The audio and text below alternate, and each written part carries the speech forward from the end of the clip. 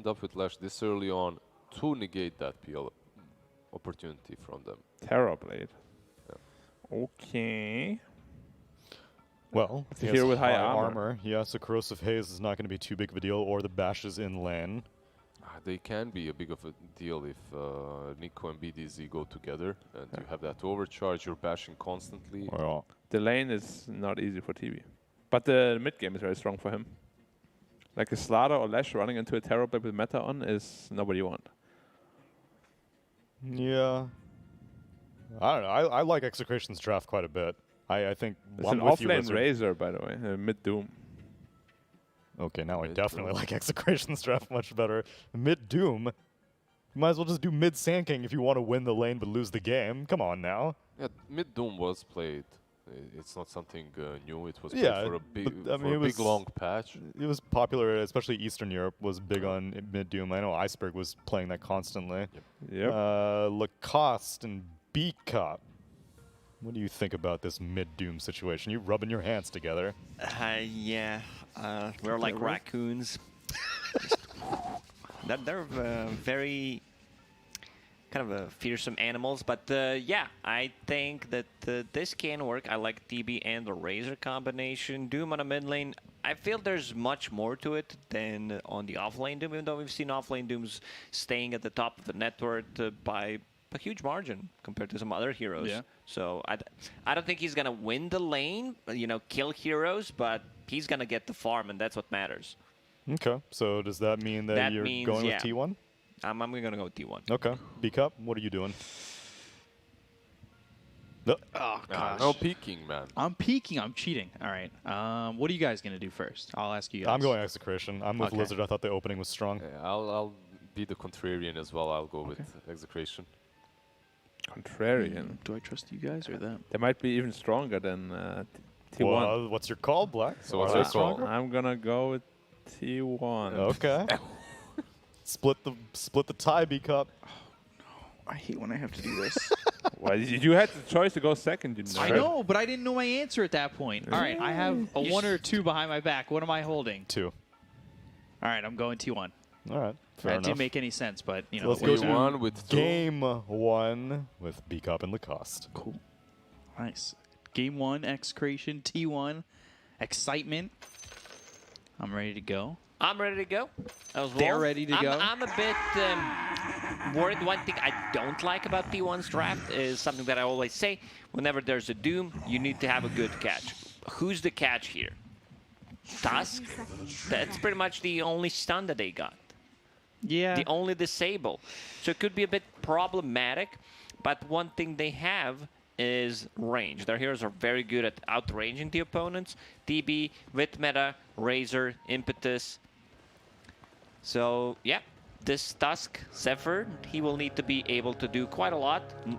Most important thing is do not die first, because your team will not be able to lock them down. They have 1 slow from the Enchantress. They have slow from Reflection, and that's pretty much it. Maybe you enchant the Centaur and you get War Stomp on the Doom.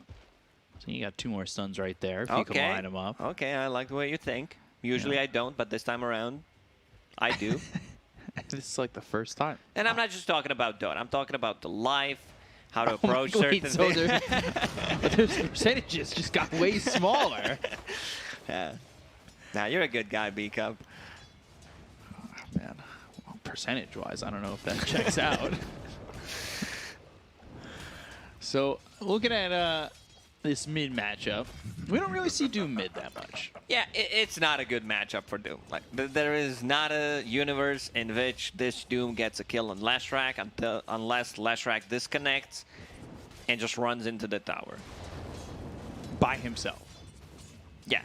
Like, I mean, even with looking at the supports of T1, I'm wondering, yeah, you can get the enchant slow, maybe both support. I think both supports have to be there for T1 to get a kill mid. Unless Well, if somehow Lashrak there's keeps a big playing like misplay. this, yeah, there's always a possibility that something can go wrong. Bottom lane is what I'm interested in. Terrorblade, first meta, 4 CS, Enchantress, very strong laner, starts with the Blightstone, has a Fairy Fire. But talking about the strong lanes, look at this. IO paired up with the Slaughter. This has been used for quite some time. I think it was Team Liquid that kind of pioneered it. Where you get the attack speed, perma bashes. It's gonna hurt whenever you're in melee mode, so they need to control the lane, most likely have it under the tower, and keep pulling the small camp. Small camp is unblocked. This is a annoying combination to deal with. Carl just moving forward. I don't know if that's the proper call. Now he's unsure what he wants to do. Can he pick up the water rune in time and stay alive? Oh, lightning storm. Okay, he's fine. He's okay, but definitely needs to bring out more region. This bottle will not sustain. Has speed aura. Okay, so an extra 12%. Not going to beat the Leshrac over to that water rune, and one more shot in aura would get first blood, but he walks out of range. Even Cabal has higher percentage than you. You're like 10%, his 12. It's the best looking creep in Dota. That Cabal with the golden chain around the neck, it's the most badass creep we have. He does look quite nice. They're going to go for Whitemon. They've got the bash. They have the right clicks, and that's the power of that lane down there. When you've got that overcharge and you're just giving a casual 50 attack speed. You get isolated in this lane, you're pretty much dead. I like the build on Slaughter, starts with Boots of Speed, understands that he needs to run people down. And with the overcharge, once they hit level 3, more attack speed, more bashes. He might even get a point in sprint at level 3. Just was saving a point. Could keep, you know, get one casual point in sprint. You keep up with these heroes. You move a little bit quicker, stay on them. You've got the extra attack speed. Those kills could start coming here for Nico. Who, I would say, I don't know, Nico's kind of been the standout for me on this Execration squad. Execration definitely looks more stable compared to Season 1, where in a lot of their games, when they're either winning or losing, they know what they're doing. In Season 1, it was much more chaotic. Right. You know, bringing back Palos, because he used to play for Execration. Stun missed on a mid lane. Like, if that stun connects, there's a high, it's a high chance that he just dies. So Carl will pick another water rune. Level 5 already. Scorched Earth. Maxed out. Come on, sprites. So they're in Crush. Whitemon in trouble again. Look at the bashes come in with the overcharge. They'll bring Good over body 23. blocks. And start to back up. Ooh, they've got the Centaur that gets the stun. There's another bash onto 23 with a Slithering Crush, so nothing more to come from that. Seems like this is going to be the issue, because they have no stuns. Like, it's something that we see in the laning stage, but it's also something that we're going to see a bit later on. Stomp, and you can't take the Slaughter. But at least Whitemon's doing a good job trying to zone them out, while 23 Savage continues to farm on this DB. 28 CS, 10 denies. This lane actually much better than I expected. Like, they got a kill on Whitemon, but doesn't really matter that much. Yeah. All that matters in this lane is that TB gets the farm. And he's getting the levels. He's level 4.5, 5 minutes in. Even if he feels threatened, he can always go to jungle. Which, with the outlook right now, is something that he doesn't need to do. No, and that's a great not at feeling the when you're a moment. TB. Because we see TB sometimes just Level 2 immediately- jungle. Yeah. Guess I'll just back up into the jungle now. That lane was exciting, says the TB at 1 minute, 45 seconds into the game. Especially when 3 heroes gank TB. Well, he's the strongest hero. I'm gonna pop that meta. Gets ganked. So you have to TP back with no meta, melee mode. Not something you want to have. Doom, level 6. Not a single point in Doom yet. I don't think he wants to kill people. I kind of like that. And has a mana burn creep. Just wants to be able to be a bit more annoying in the lane. Going into Hood first item. I don't mind seeing that. You just need like one item before either a BKB or a Blink Dagger. Now that I'm trying to recall the item builds for the mid laners, it was pretty much BKB as a first item, BKB Blink into Shivas. Ooh, I kind of like that. Because you get ton of farm. You get Devour maxed out pretty quickly. Leshrac right now going to base. Let's see if he decides to make a move. They don't have the best gankers either. Like, they're going to be relying on Slardar, getting his Blink Dagger up so he can set things up. Just goes back to mid. Yeah. Yeah, I thought maybe he'd go bottom, but Nah, they're not it's pushed really out not. enough. It's really not worth it. Yeah. Does land the stun this time on a Carl, who's gotten 3-4-0-0, which I'm not surprised about. I guess that screams to me that Carl's not going to be moving to another No, lane he just yet. wants to be able to farm. Yeah. Get that farm up as much as you can. You're sitting 44 and 6. It's a great feeling right now for this Doom. He's enjoying life. Especially in a matchup that maybe shouldn't have been that easy. There were a couple of opportunities where Leshrac maybe could have gotten the kill. We didn't Nature's talk, Grasp up top with the homie missile. Nothing doing. didn't talk too much about the top lane. Nothing was happening. Both kind of carries an off lane, just farming up. Razor level 5, still saving a point. Zephyr level 4 in this Tusk. Let's see if there are any stacks. No stacks being made for Ancients. For T1, 1 Ancient stack for Execration. Rocket Barrage, Cuckoo's direction. What are we seeing here? What is this? Gyrocopter, phase boots into Crystallis. Ooh. I don't think I've ever seen that. I remember there was a Crystallis meta when the item was kind of OP. Everyone was making it, especially the Ember Spirit, the Void Spirits. But yeah, I'm not sure what this is all about. I think that the few gyros we've seen are like all Ags early. Either Ags or Maelstrom to increase your farm. Yeah. Not sure how Crystallis is going to help. It's just straight up damage. Doesn't give you any AoE. Okay. I'm always down to learn something new. Not sure what this is and whether it's going to be, wow, this is great, or I do not want to see this ever again in a professional match. Right. Yeah, I don't know what the Crystallis exactly is going to give. Like you said, it doesn't give the AoE. But now tag team, Palos in trouble. They've got the shards in front of him. He's just run down here by Cuckoo. He's got that ult. Static Link going level 2, but that's all that's needed. And then over mid, they've got the Doom used onto Leshrac. And Carl's got a kill. Southern Crush, maybe a trade, but and finally they'll grab it. BDZ gets credit for that one, and they still want to go for more. They'll look over at Whitemon, who's got the Nature's Attendants trying to heal up preemptively. Dire's top tower is under attack. So they get a trade mid, but they do, in fact, lose that gyro. So overall, a better trade for T1. Just keep killing Leshrac. Now Doom is level 9, has his spells maxed out. No point in Infernal Blade. I think if he had the hood there, he definitely lives. Now bought a casual Windlace on top of it just to be more speedy, more annoying. And this is something that like we don't usually see. You talked about how TB was staying in the lane for a very long time. So he's level 8.5, was in the triangle. He's just having a really good time. Yeah, he's working with this Shockwave. He's farming up real well. Like you said, top of the net worth. Shockwave? Yeah. What do you mean? Purple Sphere, the Shockwave. Okay. You know, he keeps clearing creeps with it. Farming well with, a lot of people call it the Hadouken. I like calling it Shockwave. Although I don't know how it shocks. I guess. I thought you were talking about TB first. I'm like, Terrorblade with Shockwave? What am I missing? No, Doom was Shockwave. Yeah, it's Hadouken. It's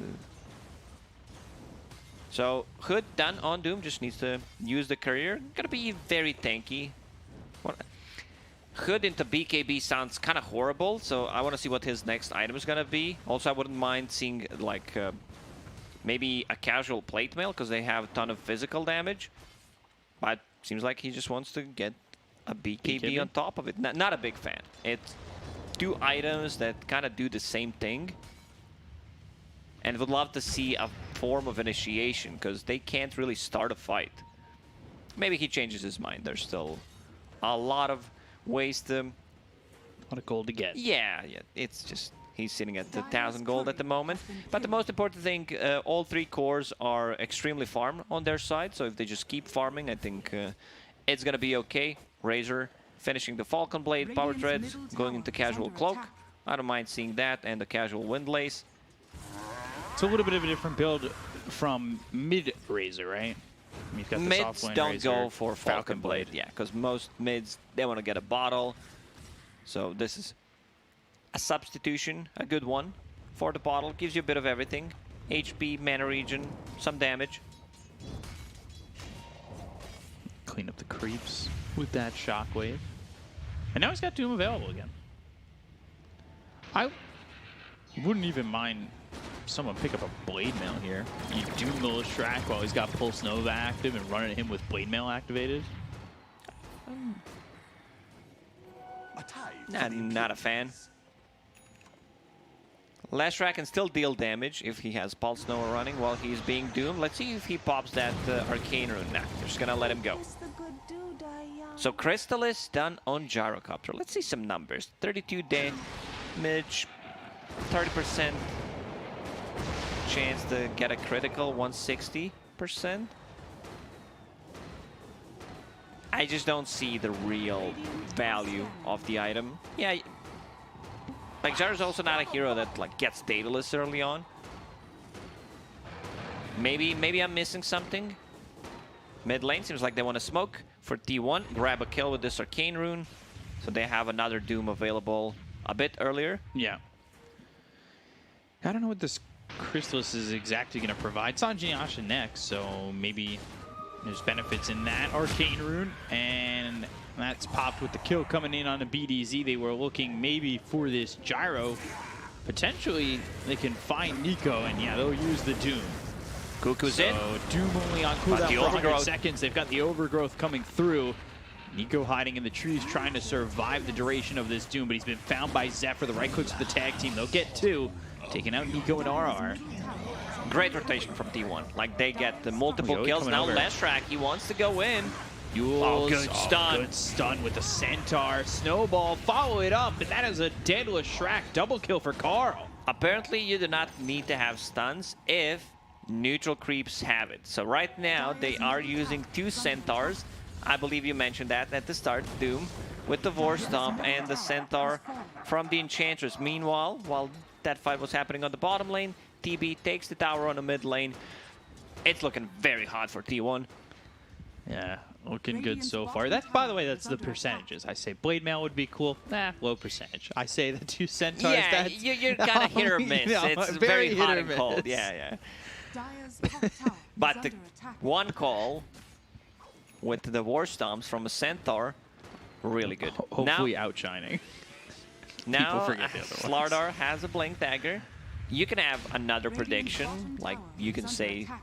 try to look Radiant's like top tier, I'm structures down. are fortified. Okay. I'll try another prediction in a second. Nature's Grasp, the chase with the ult, but good stun there from Yoi. And now they've got the Walrus Punch to take out RR. Call down used. Carl Cuckoo on the run. They've got the He's stun tanky. onto the Shrek. Great shards from Zephyr. He might die himself. Doom available in 4. They can Oh. turn this. Do they go? Oh, they cannot. They quick cannot Slither's anymore. Grudge. That's really good. TB's not even here.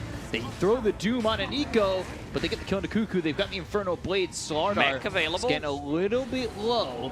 Snowball comes all the way over to BDZ. They bought back on this Tusk, so he's going in to try and make something happen here. They get the kill on the Nico. They've taken out this Leshrac. Shard's perfect in front of BDZ. It's being healed up by this Treant. However, it doesn't look like he's going to survive as the Walrus Punch lands, and Carl gets another double kill. He's dominating.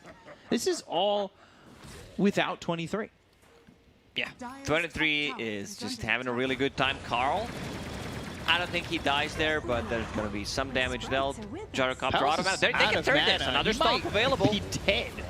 Inferno Blade. There's the Snowball. That comes through. Shards again. They look good. You just... Not sure what the plan was there. Also seeing Gyrocopter not even having the magic wand kind of hurts because this hero fights early on. Like, you don't necessarily need to have magic wand on every single hero, especially the carry. I should rephrase that. Every other pretty much hero that's not a safe laner needs to buy a magic wand because it's just too good of an item. While carry, sometimes magic stick is okay. Sometimes you don't even get it, but as a Gyro, you definitely need to have one. A lot of words just to say that Gyro needs a magic one, pretty much. That's Five all. lines. Yeah. And in conclusion, Gyro Dire Did are not scanning. want, but you didn't. He did not. But he's holding on to that Fairy Fire. They're going to go in again. Might be in trouble. The plasma field hits onto 2. They've got the snowball going over to the Slardar and make sure that he can't blink and get the Southern Crush out. But the first hit bash that comes through onto the Tusk. He's in trouble. Zephyr goes down, but Carl moving in with the Inferno Blade. He's got the War Stomp to follow it up. There's the BKB that he just got. And now it looks like Execration were going to get low and die. However, they get that kill onto the Doom.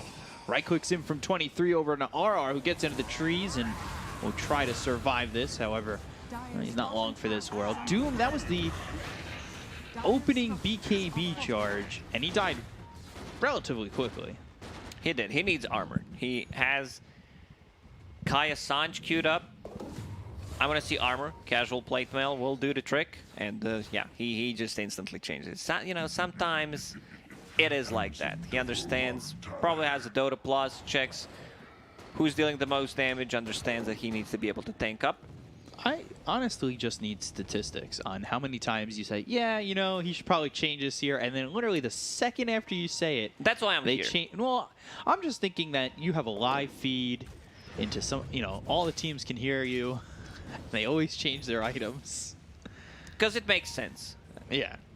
You're playing into Slardar, you're playing into Gyrocopter with Crystallis. you need some physical resistance. Not a fan of that Crystallis. If I That can hear that in your Crystallis voice. is, what do you call that? The thorn in your eye? Is there a saying like Thorn that? in the side. Thorn but in the side, okay. Thorn in the side is usually when it's bothering people. I mean, it's bothering you. Yeah. For T1, it feels like maybe a fluffy pillow to the left side of their head, maybe, that they're laying on. Execration with the smoke. Meta is up in 50 seconds. They've got Doom available with another Arcane Rune, and he's going to be much more tanky right now. They need to initiate with Slardar on Doom, otherwise he's going to be able to get the BKB off. They'll find White Mon. No, White Mon will tank that game.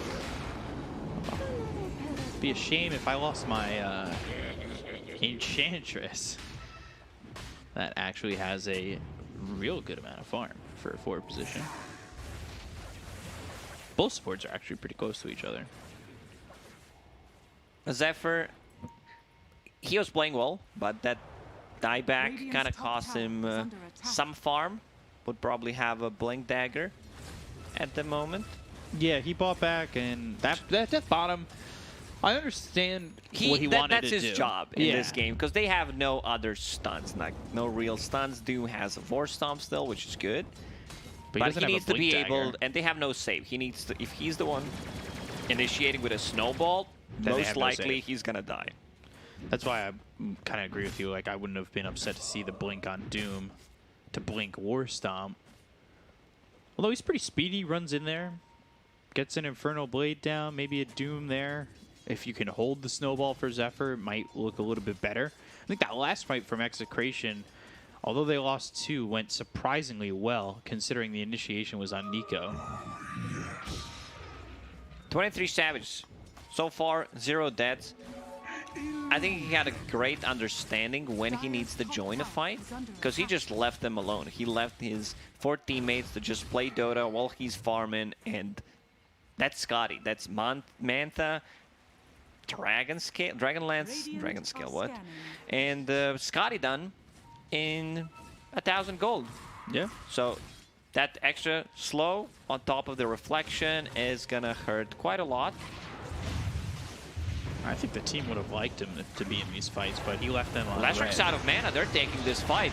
Nico, though, with a good blink Southern Crush onto 2. They'll throw the Doom out. That's onto the Lashrak. They've got the Overgrowth coming in the call down. They get the kill on Nico as well as Yoi. And the chase is on from Carl. That BKB is about to run out, so he might have to go the other way. But he's got the Essence Ring, the War Stomp, and now 23. He's into the fight, but they'll relocate away. Dire's top tower is under attack. Keep chasing. Snowball. RR. Plasma Field, Snowball, slowed up enough for them to catch him. And Zephyr gets the kill onto this Treant. Now he's got that gold for the Blink Dagger. Radiant's bottom tower is under attack. And all of a sudden they have a 10k lead. This is Tower is under attack.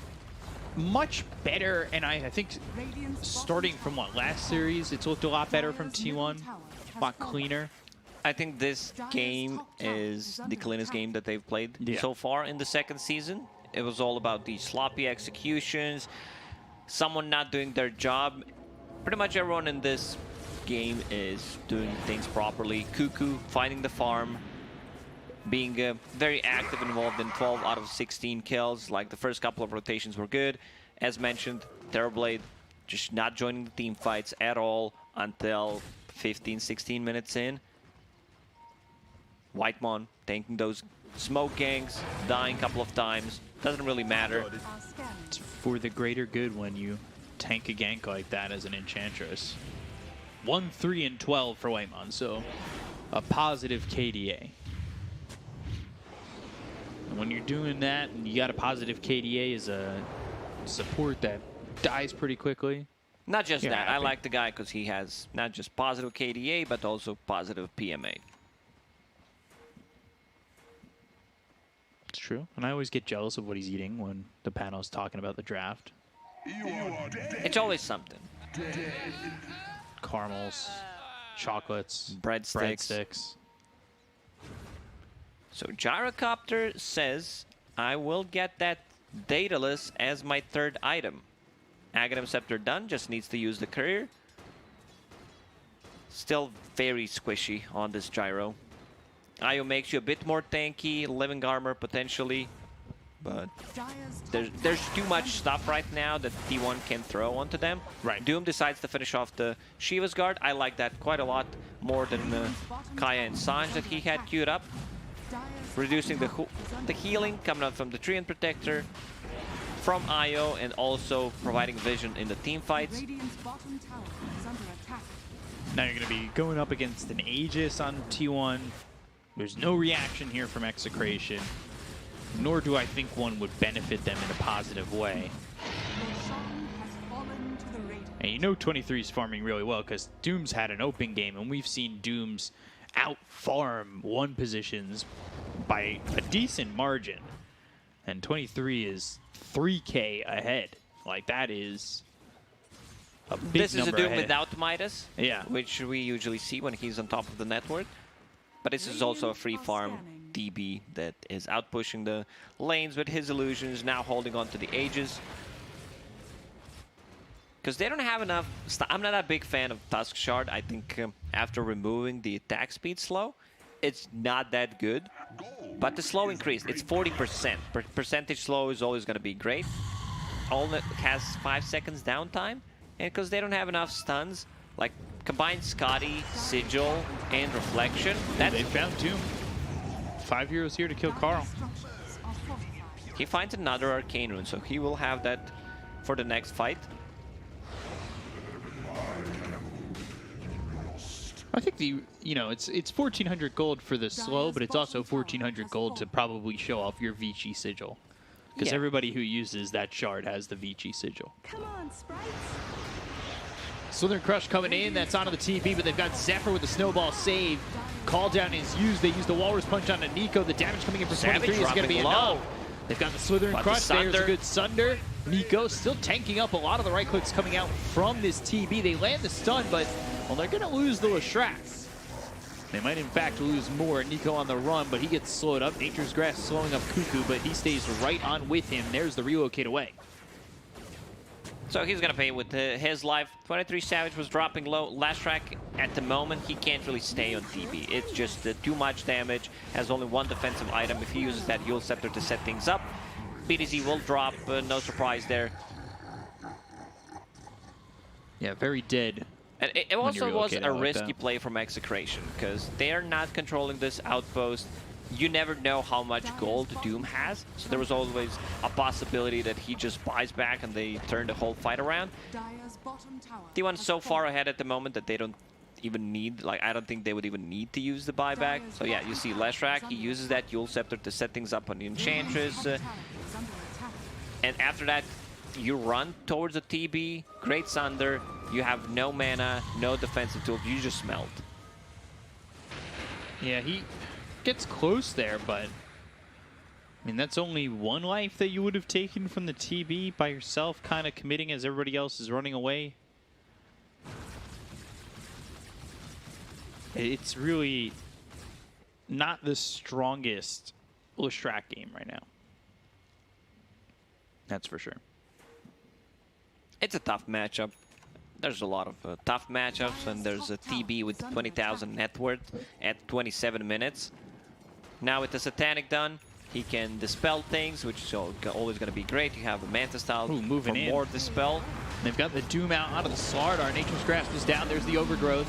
But they use that Illusion Rune. He'll get away, and now looking over to kill off Nico. They've got the damage to ticket the Slardar. They'll also finish off RR. They've got Gyro into the air. Cuckoo, he's saved via the Sunder. 23. Very selfless in giving that life over. Southern Crush comes down to 23, but it's not going to save this Lestrak. They'll get the kill on a 3. They'll buy back on 2. They'll That's also a finish off dieback Nico on him. again. They've killed him off twice. It's a triple kill here for 23, and they are moving into the base looking for more. The Glyph will come out as Execration will try to hold on, but it is not looking likely that they can hold this base. Palos trying to do what he can. With the damage that he's got, there's the snowball over. The right clicks in with the Walrus Punch, and Palos looking dead to rights, dead on his screen already, and he doesn't have buyback. They'll chase the rest. They've got the Plasma Field. They slowed up BDZ. They're looking for the full team wipe, and he's inside the well, but it's not going to save him. They'll secure it. They're still not calling it. They feel like they possibly have one more fight. 40 seconds, 50 until everyone is alive. It's just they don't have enough damage. TB uses the Sunder to save his teammate, pops the Satanic, goes back to full HP immediately. So it seems like they're not gonna call it. Even though, you know what I always say, when it's time to call it, it is time to call it. But it seems like it's not. I'm getting lectured here, guys. Top set of racks. Those are going to go down as well. This is the moment they've been looking for to try and defend. Bring the game back. Aegis expires. Let's see. The Desperation Smoke, push out the top lane, push out the mid lane, and go for the play. All they have to do Is kill come Savage back. once. That's all they have to do. Not sure how that's doable. They can't lock him down. He has too much stuff. This is also a full butterfly suddenly out of nowhere. But he bought out. If he does die. Yeah, no buyback on TB. So they kill him, run down mid. Take the tier 1, take the tier tier 2. Tier 3. Multiple glyphs. Yeah, tier 3, skip the barracks, go for tier 4s and the throne. It's go time. They can do it. For people who are listening to us, we're just being sarcastic. There's always this one, I two, believe. couple of guys that are like, what are these casters saying? There's not enough time to hit the tier 4 towers. So yeah, they can go in and end the game. I don't think it's necessary to wait for Roshan and prolong this at all. Dados next for TB. Okay. To be fair, I feel Terrorblade could 1 versus 5, the whole team. If he had a BKB maybe instead of a Dragonlance, I feel like it's doable. Dire's top barracks are under attack. Maybe. Maybe Slardar would be a bit problematic, you know, with the bashes. Overcharge Yeah. and the right Other than clicks. that, I feel he could kill the whole enemy team. Late Eternal Shroud there for Doom. 26K. How many items could you purchase with 26,000 gold? All depends how many branches can Well, you... no. I mean, like, what would you fill your inventory with if you had 26,000 gold? AC, Bloodthorn, Rapier, Satanic. Depends what hero you're playing. But these are the items. Let's see that one big fight. Yeah, they're moving in. Pal's taking a lot of damage. The Metamorphosis was already used. They'll blink forward on Nico. He's trying to get something done, but they've already got the Doom out onto the Lestrak. They'll get the cut on Nico. They'll look for more with BKB being popped here by Carl. 23 is a godlike. And Yule's into the air. Gyro relocated about 5 feet back into the well. And this bottom set of racks is gone. Dire's bottom barracks. I will not make the mistake of saying that Mega Creeps are available, because that rack still exists. Now it doesn't. They've got the stun onto the Doom, but there's the Walrus Punch coming through on the Yoi. He's trying to run, but so much damage coming out from 23 and the rest of the team. They'll move forward onto RR. They'll get themselves another one. They look over at the Gyro. Palos, He's stuck in via the shards. It's a good 4-man stun, but it's just not enough. It's too late in the game. The GG is called, and T1 will take game number 1. Good performance by T1 in first game. Not many mistakes being made. I don't think they actually made any big mistakes that were punishable. Well-rounded draft. Bottom lane went much better than I expected, and chances, dying once or twice, but securing 23 Savages farm. And for all you people out there who are wondering what this Crystallis on Gyrocopter is all about, now for certain I can say, do not build it. It just doesn't look good, doesn't do anything. It's just damage. But maybe our panel members have something smart to say about that one. Yeah, let's take a listen. Yeah, don't build it. It's just damage. Doesn't do anything. That's what a wise man once told me about Crystallis on Gyrocopter. Once. Oh, well, I have a wiser man, maybe. Black, you like damage? Yeah. Think Crystallis on Gyro's the build? How much does it cost? 2,100, right? Around there. 2150, I think. 2150. How much damage does it give? 32? 40? No, A there's lot. no way it's 40.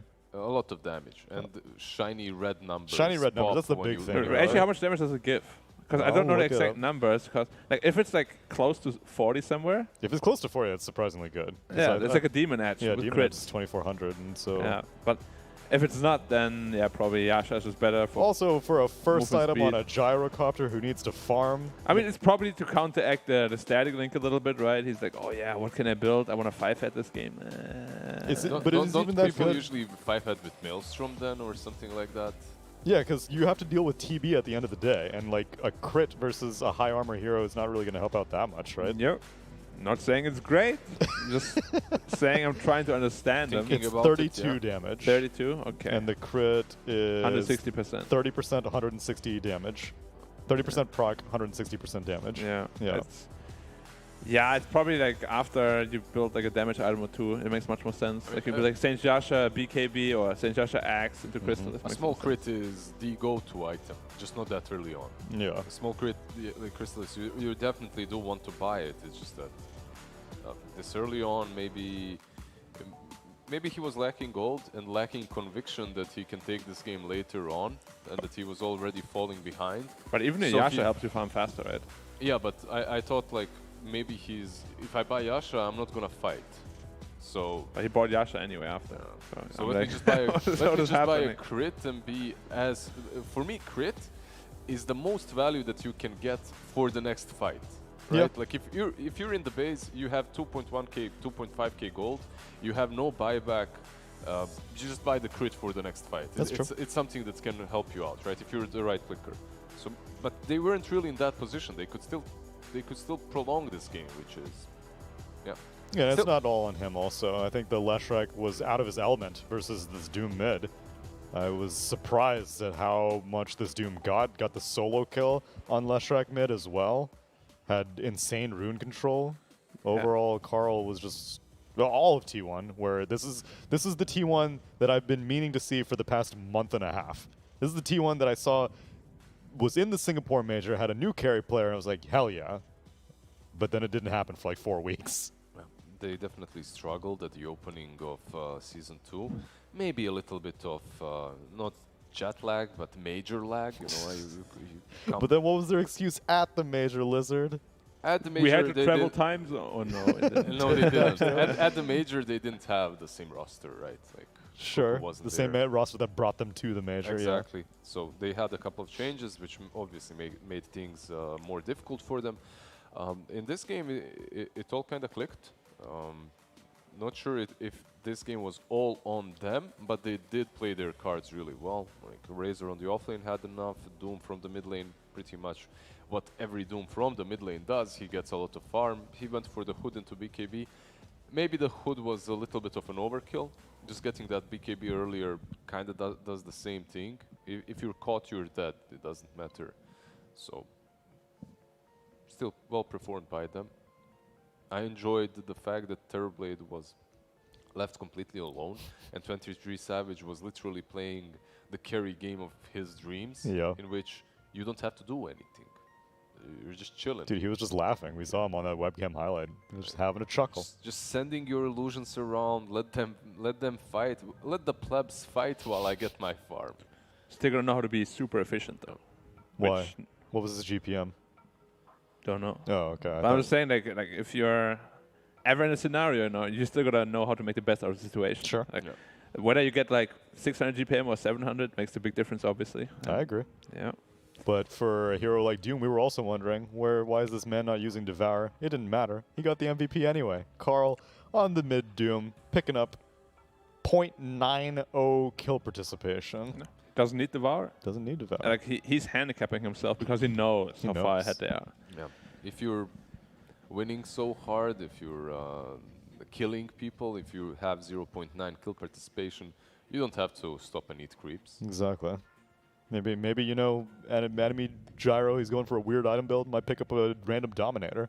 You'd be like, oh, I'll eat it. Yeah. Yeah. I still liked the Execration draft a lot. I really think that it could have worked. I think the Slider last pick was kind of bad.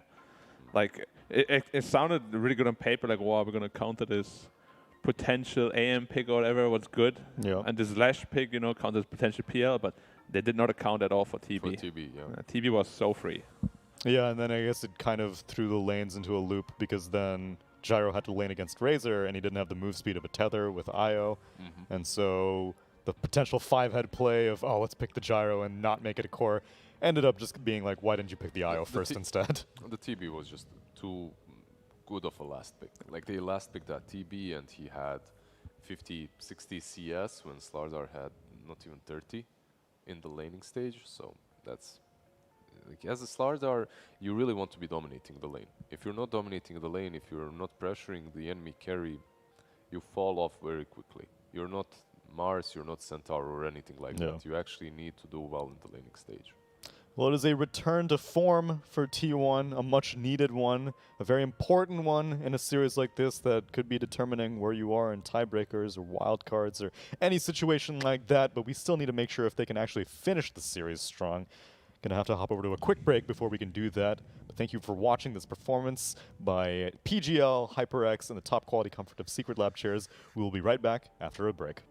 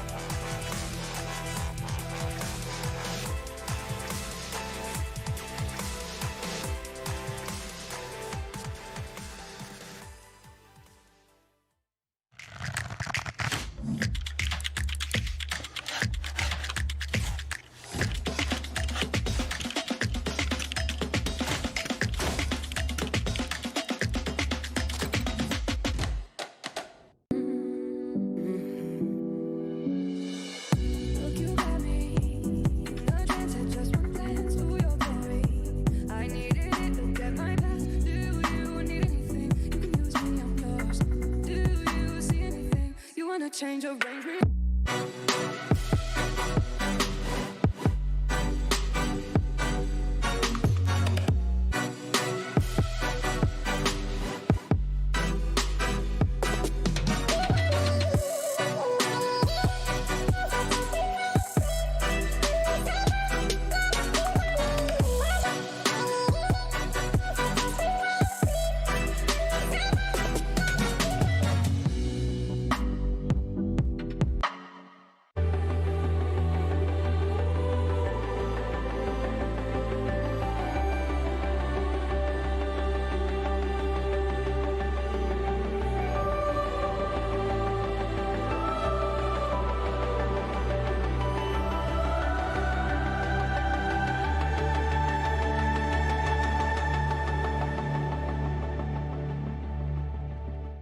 Welcome back, everyone, to T1 versus Execration, where I gotta say, I'm impressed. T1, this is the T1 I've been looking for, and this one T1 I've been aching for. It's a storied organization, not necessarily in Dota, but elsewhere, in esports. And I'm like, they're coming into Dota, they're coming in strong, and then they start out with all these rosters, if you can even call them that. It was like they got Forev, and they were like, get a couple of people. And then Black shows up, right? Yeah. Then what happens, Black? I owned. That's the important thing. For all 3 weeks that you were in. So I owned, and then we had a little bit of a chokey bokey in the first qualifier. I see. Yeah, and then we had a great boot camp in Indonesia, Okay. where a couple of coaches had to fly back because of some health problems Okay. that came because Understandable. of Because we were not used to those kind of Conditions? Conditions, exactly. Yep, Fair. yep, yep. And then it was over. Just like that. Yeah, that's how it As happened. mysteriously wait, as you can. how long were you in the organization for real Like now? 3 months. 3 months? Yeah. I was actually super hyped, super proud. I was like, I holy bet. shit, T1 tag. That's what I'm Yeah. saying. Oof. It's a That was big Park. organization to play under, yeah. Yeah, of course. I mean, but historically, the Dota team has been struggling for like a long time. But I'm glad they haven't given up, because they Mm-hmm. seemed pretty intent on making it a Southeast Asian squad. Yep. And how long? Maybe probably like a year and a half now they've been in Dota, or even longer than that. Probably even longer than that. I mean, originally they just wanted like a mostly Korean roster, but Right. obviously that didn't work. 'Cause- And then they just wanted to keep like 4F in Mm-hmm. for a very long time, but then that didn't work. And then finally they pulled the trigger and were like, okay, let's just get what- Geek Fam in, Yeah. basically. What year were you in? Like what was it? Last year, just when Last year? COVID started, actually, it was a really stupid time because like some of the players were really panicked, you know, like, oh, do I have COVID now? Oh, It was literally just when the pandemic started. I see. So March 2020-ish. Yeah. Yeah, because T1 were not. It was after TI9, I suppose, that they were like, oh, Dota, let's check Yeah. it out. What's this game? What's this game all about? Just exploring new horizons a little bit. Yeah. Brood Mother. Brute Mama. Brood Mama is Madre? back. First okay. pick, eh? Nick's banned out. that The other German? bug is banned, but Brute Mama. What was that German? Yeah, I mean, Brood Mama. How would you say Spider Mother in German? Brutmutter. No. Yeah. How would you say Spider Mother? That's what I want to know. Spinnenmutter. Oh, okay. That's actually more normal than I was wait, expecting. it's Spinnen? Yeah, Spinne is spider. I forgot that word actually. It sounds Yeah, it sounds a lot more disgusting when you say Spinne than spider for some Yeah. reason. Spinnen. Yeah, that's probably why I'm a little bit afraid of spiders, because just of the word. The word? Yeah. Are you Spinne. afraid of Krankenwagens as well? Yeah, I'm very afraid of Krankenwagen. I love Krankenwagen. You love Krankenwagen? Yeah. Krankenwagen is the I've scariest. been in many Krankenwagens. You actually have been. Taking my That does explain it though. That I'm a explains all Krankenwagen your guy. all your mishaps. I think when I'm done with Dota, I should just become a Krankenwagen driver. You should become the Krankenwagen, not the driver. I should be the one, You yeah. should just Taking be the people up. Krankenwagen. Yeah, just pick Yeah. them up. Take them where they need to go. Reitmeier. Man, T1. Okay. Burmensch. I understand T1 that you really want to win, but This is Brood just and dirty. Medusa, This this is is just way dirty. too dirty. Well, call it Krankenwagen, but not for me. Call the Krankenwagen, yeah. Yeah, Medusa, we've talked about it. We've interviewed 23 Savage about it. We've interviewed many players about it. Most broken carry in the patch. Finally, first phase. Imagine that. I was flaming everyone for not first phasing it. Finally, T1. Finally, you know how to play Dota. They're the only ones who are not cowards. I'm proud of you. And You don't need that last Medusa stuff. Who needs that? Only scrubs, Only scrubs. like RNG. 23 Savage, she did say that Medusa is the best carry, so, you know. Why not first Why phase not it? first phase it? Sand King versus Brood is nice. We've seen it. Also, Grimstroke can defend against her, so you already have some things to deal with the Brood Mother. However, It was just a Medusa- distraction, Lizard. Brood first pick was just a distraction. It's like, I Exactly. counter Brood. Medusa! You've activated my Medusa card. You've activated my... Snake. Spinnen. How do you say Spinnenmutter. snake lady? Schlangenfrau? Frau. Oh, that's true. Wait. So what was Schlangenfrau? Schlange means snake. Yeah. Schlangenfrau. I don't know why it's Schlange. It also sounds so Is it disgusting Schlange? compared to snake. It sounds pretty. It sounds like a hero. It sounds like a Dota hero. Schlangenfrau. Schlangenfrau is coming in from the Wait, backside. was German ever, was Dota ever localized in German? It wasn't, right? What? I don't think so. I don't think there's any German VA. No, unfortunately not. It would be. Imagine, like anti-mage in German. Oh yeah. Man, Nice comment. actually, in Dota 1 you could. You don't have to imagine because you probably had it, right? Did you have Warcraft in Yeah, English or in German? in Yeah. German. Yeah. So I couldn't buy Warcraft original in Bosnia, and a cousin of mine bought it in Germany and sent it over. Okay. That was great. The problem was it Didn't was in understand anything. German. yeah.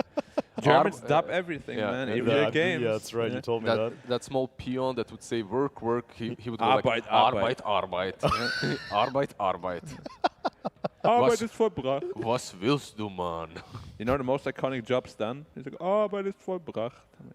Sure. It's pretty lame. So then, how do you know all the memorable English lines then, if you heard it mostly in German? Because I got the... I didn't find my original CD anymore, so I had to download it from Blizzard, and then you could choose which version you want to download. Ah. I just downloaded English. I see. I still have my CDs there. Yeah, I found the CD again after as well. Frozen Throne Battle Chest or whatever. No, I just have like 2 CDs. Oh, okay. Warcraft 3, Reign of Chaos, Reign of plus Chaos, yeah. TFT key. Good times, good times. I would pay for Dota 2 in German. Spirit Breakers like Krankenwagen. There are only 3 languages. I think it's Korean, Russian, And and English. English are the only 3 And dubbed Chinese, languages. Chinese too. Oh yeah, and Chinese. That's right. So 4 languages. But Bing, I bing, believe wah. Russian isn't completely localized as well. So Really? some heroes are, some aren't. I'm not sure. How does it work in those languages? Because I know in China a lot of casters and stuff they did the voice acting. Really? Yeah. Whoa, that's awesome. Like Invoker is one of the casters, and I Really? make fun of him every time. Like Bing Bing Hua. Every time I see him, he's just like, bro. I don't think that's the case in Russia. I think they had normal like voice It's lines, certainly voice not the case in actors, yeah. English, Yep. because otherwise I would be doing all of them. Of course. Did you know that the Yes. voice actress of Brood Mother and who was it? Was it Ursa? Park Earthshaker. Earthshaker. It's the They're same, yeah. married. Yes. No, Oh, they're married. they're Yeah. not the same. I mean, it's Alan McLean and John Patrick Lowry, and they voice a lot Oh, of you heroes. actually know who they Yeah, are. yeah. Because Doesn't Alan he also McLean, voice Pudge? Yeah, he also voices Pudge. Yeah. And he also does the T1 versus Oh, he's Execration. he's the Game voice one. of He's TAI? the voice of the international Yeah. announcer. That's him. So talented. And Alan McLean is Portal GLaDOS. oh, really? Yeah. Yeah. So he's basically just contracted to Valve. Yeah, they're Valve fam for sure. do all my voice acting. So okay. Who did they do the Elder Titan? Did he do the Elder Titan? No, voice? actually, Elder Titan's voice actor I think passed away. Not too recently, but a little while ago. I actually heard that story. I Yeah, think, him yeah. and Rubik's voice actor also passed away. Oh. And the TF2 Soldier's voice actor passed away. Oh. But enough about that sad business. Let's talk about the draft. Grimstroke, Sand King picked up. Elder Titan also picked up. T1, they take the Tusk yet again and paired up with that Medusa. So Yeah, it really doesn't matter what they pick. They have Medusa. With the Tusk, you actually have some save for her as well. So if they get on top of the Medusa, you can snowball her out of problems, which is nice. Doom picked up, and Sand King could be Doom mid, could also be Sand King mid. They can flex it. I don't mind Doom versus Spinnenmutter because Spinnenfrau. Oh no, Broodmother. Spinnenmutter, yeah. Frau is Schlangenfrau. Schlangenfrau, yeah. Yep.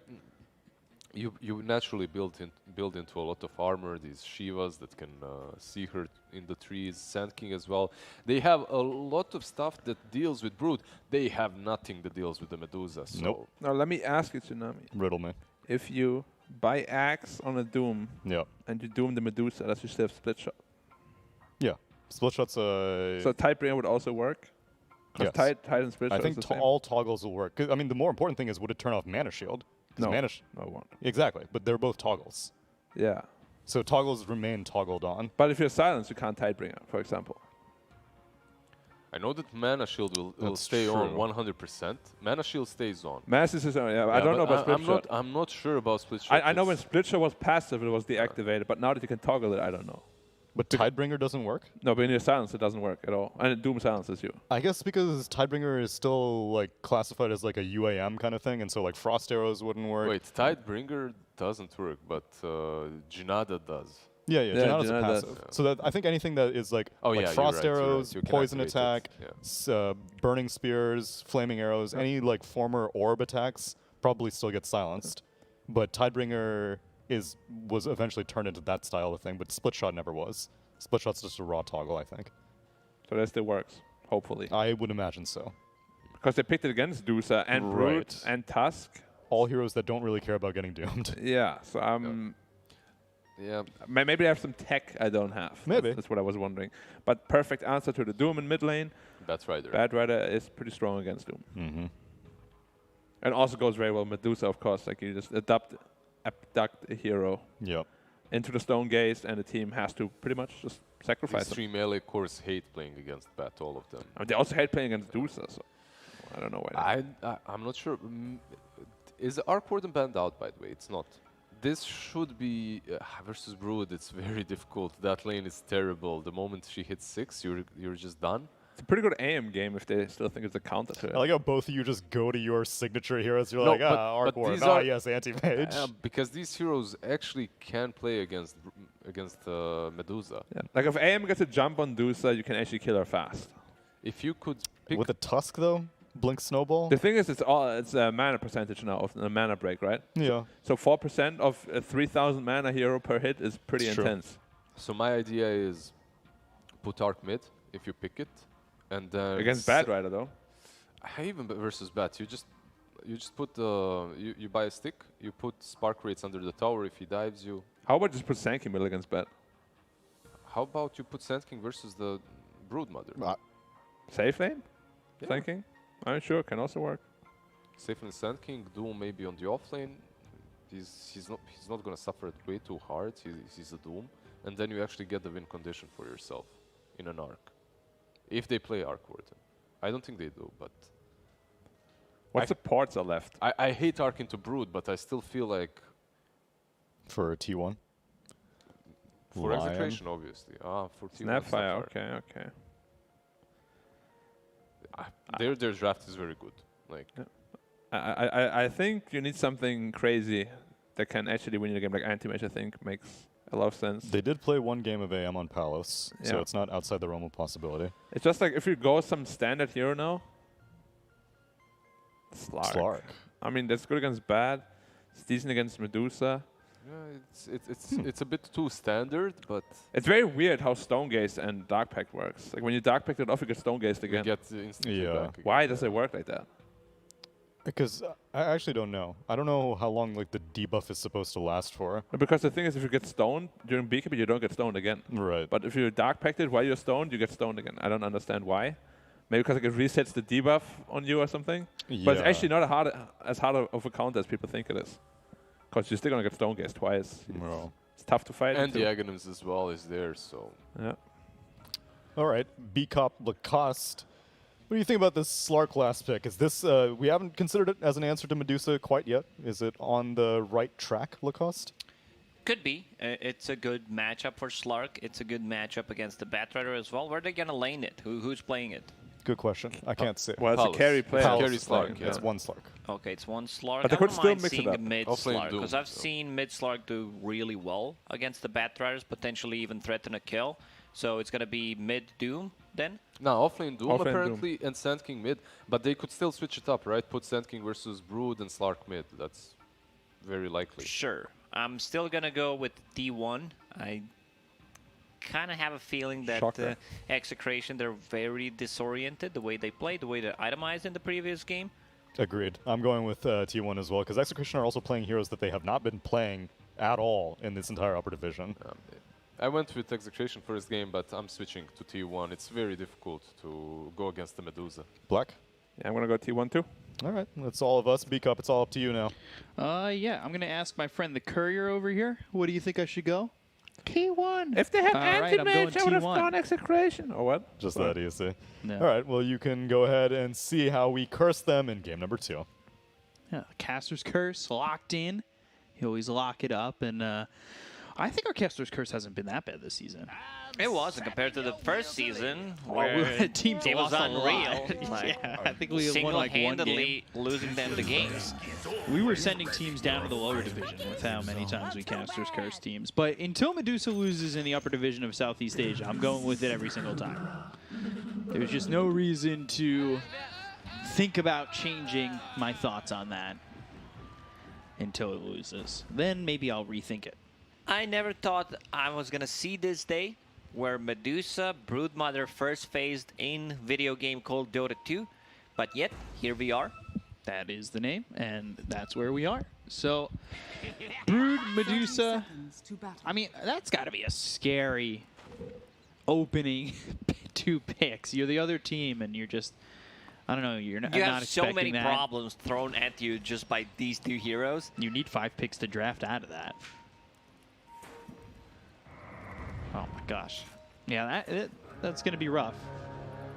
So it seems like they are sending Slark on a mid lane, which I assume that they're going to do. I see Slark queuing up a bottle. It's a good matchup for Slark. It's a skill-based matchup.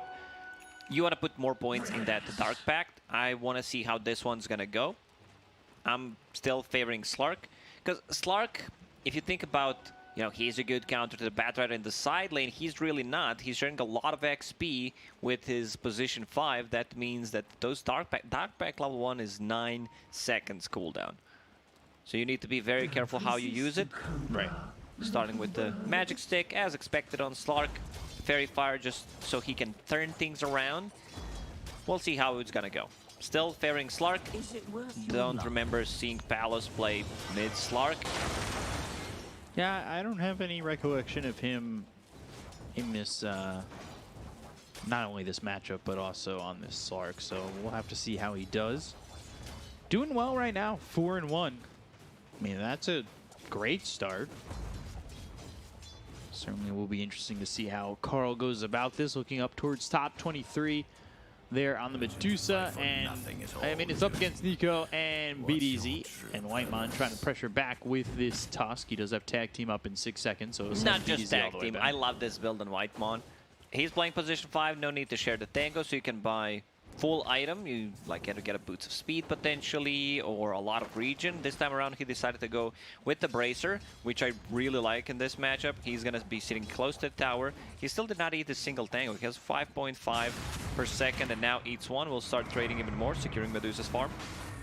Yeah, I wonder if T1 play this game similar to the first game, where 23 just kind of does his own thing, farms up 2 or 3 items, and then gets involved. I don't know why people are thinking that Sanking is a counter to Oh, Broodmother Nico. in the lane. First blood for 23. Good start on the top lane. To go back to my talk about Brood versus Sanking, Broodmother does not have spiders until level 6. So you're a very weak laner, what they can provide you with. Like Broodmother, she doesn't care too much about that caustic. She's going to be able to outpush the lane. And Hunger, 70% lifesteal, 35 extra damage. So even if you drop low from the caustic, you're going to be full HP. So this is not a good idea. It's just something that people think. I've seen it in North America, I believe, as well. It's just not good.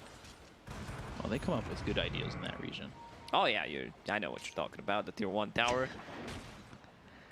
Yeah, Brood until level 6 is not a Brood Mother, just a Brood. Looking for the sleep, and will land. Zephyr on the run.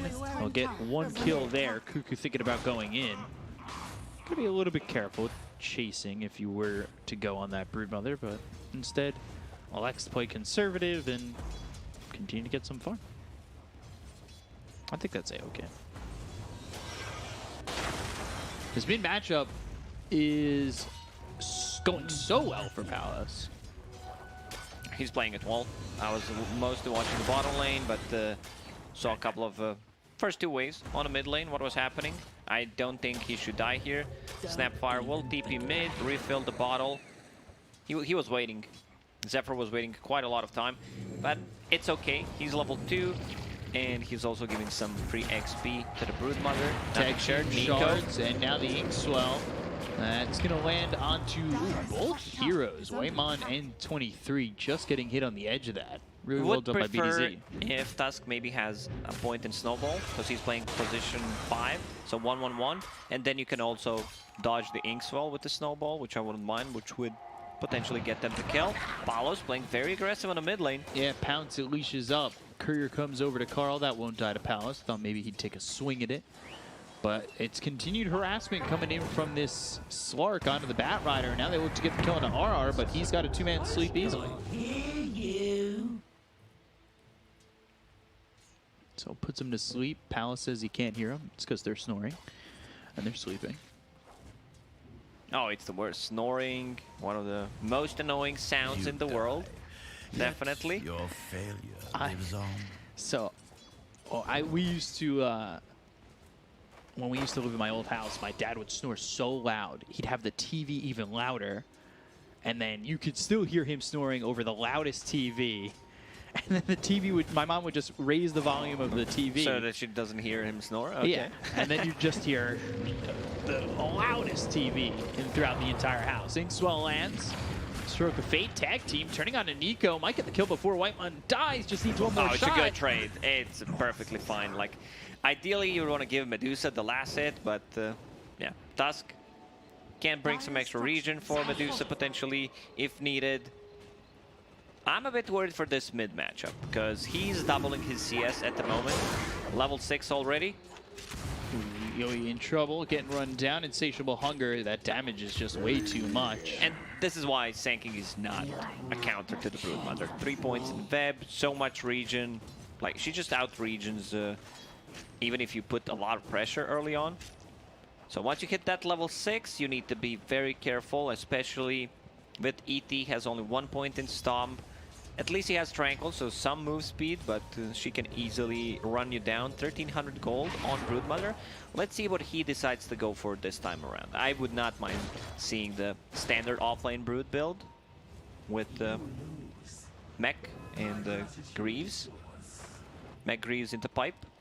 Have that sustain. Yeah, just the hood feels real nice against the older heroes that they got. And Slark's just here in the triangle, making sure that Bat Rider can't fall back. When you have mid Slark, he gets a ton of farm. Dark Pact maxed out early on, can jump between the camps. This time around, his item build, he queues up Orb of Corrosion. Very interesting. Pretty late Orb of Corrosion, right? Yeah. If you wanted to play a bit more aggressive on the mid lane, you get that Orb of Venom. But definitely a Diffusal Blade against Medusa. Diffusal Blade and some status resistance, S and Y, I wouldn't mind seeing that, just to tank up. He might skip this Orb of Corrosion. I don't think you get much from it. Just going for the straight up Diffusal Blade sounds a bit better. We'll see what he decides to do. Yeah, you delay that Diffusal Blade a little bit too much, and I think the game kind of fall out of favor. Despite the fact that you've had such a good lane. Cuckoo looking to potentially take a victim. Oh god, going. Yowie on the bottom lane just getting spammed by Broodmother. Just 300 damage casually every 9 seconds with the spawn spiderlings. Spiders, they're fine. Burrow strike in onto the Bat Rider. They're going to try and chase onto the Sand King, and it's an easy kill once again. They're not stopping. This is Yeah, they want more. They've got AT lasso. as well. Look at the spiders. Look at the damage coming in on an RR. They could dive the tower freely. They don't have that one hero that can play the bottom anymore. Sanking's not that hero. Maybe the Gravestroke is good when your spells are maxed out, when you have the Stroke of Fate, and then we've seen what it can do to the Broodmother. So Sanking will still TP bottom. I want to see Cuckoo picking up Dust for himself to be able to just solo kill the Sanking as well.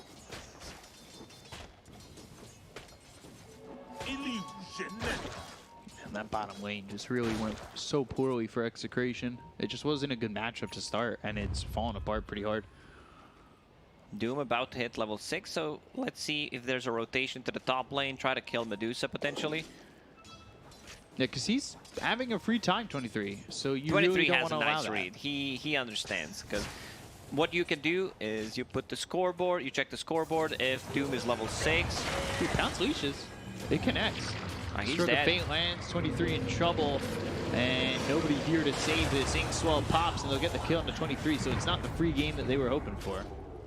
Good read from him, just staying away from Doom. He sees that Doom is level 6, immediately goes back to jungle, but the good rotation. There's no observer ward, so I feel T1 is going to probably try to de-ward that part of the map. They have two heroes that love to farm jungle at the moment, both Batrider and like all three cores pretty much. Broodmother is going to be annoying at the bottom part of the map. Batrider farms the jungle. Same goes for Medusa. Oh, lands as so more hits. Palace might even just get a kill here on his Zephyr. Goes into the Shadow Dance, trying to run now. Hit with the last shot of the tag team. Flame Break pushes him over to the side.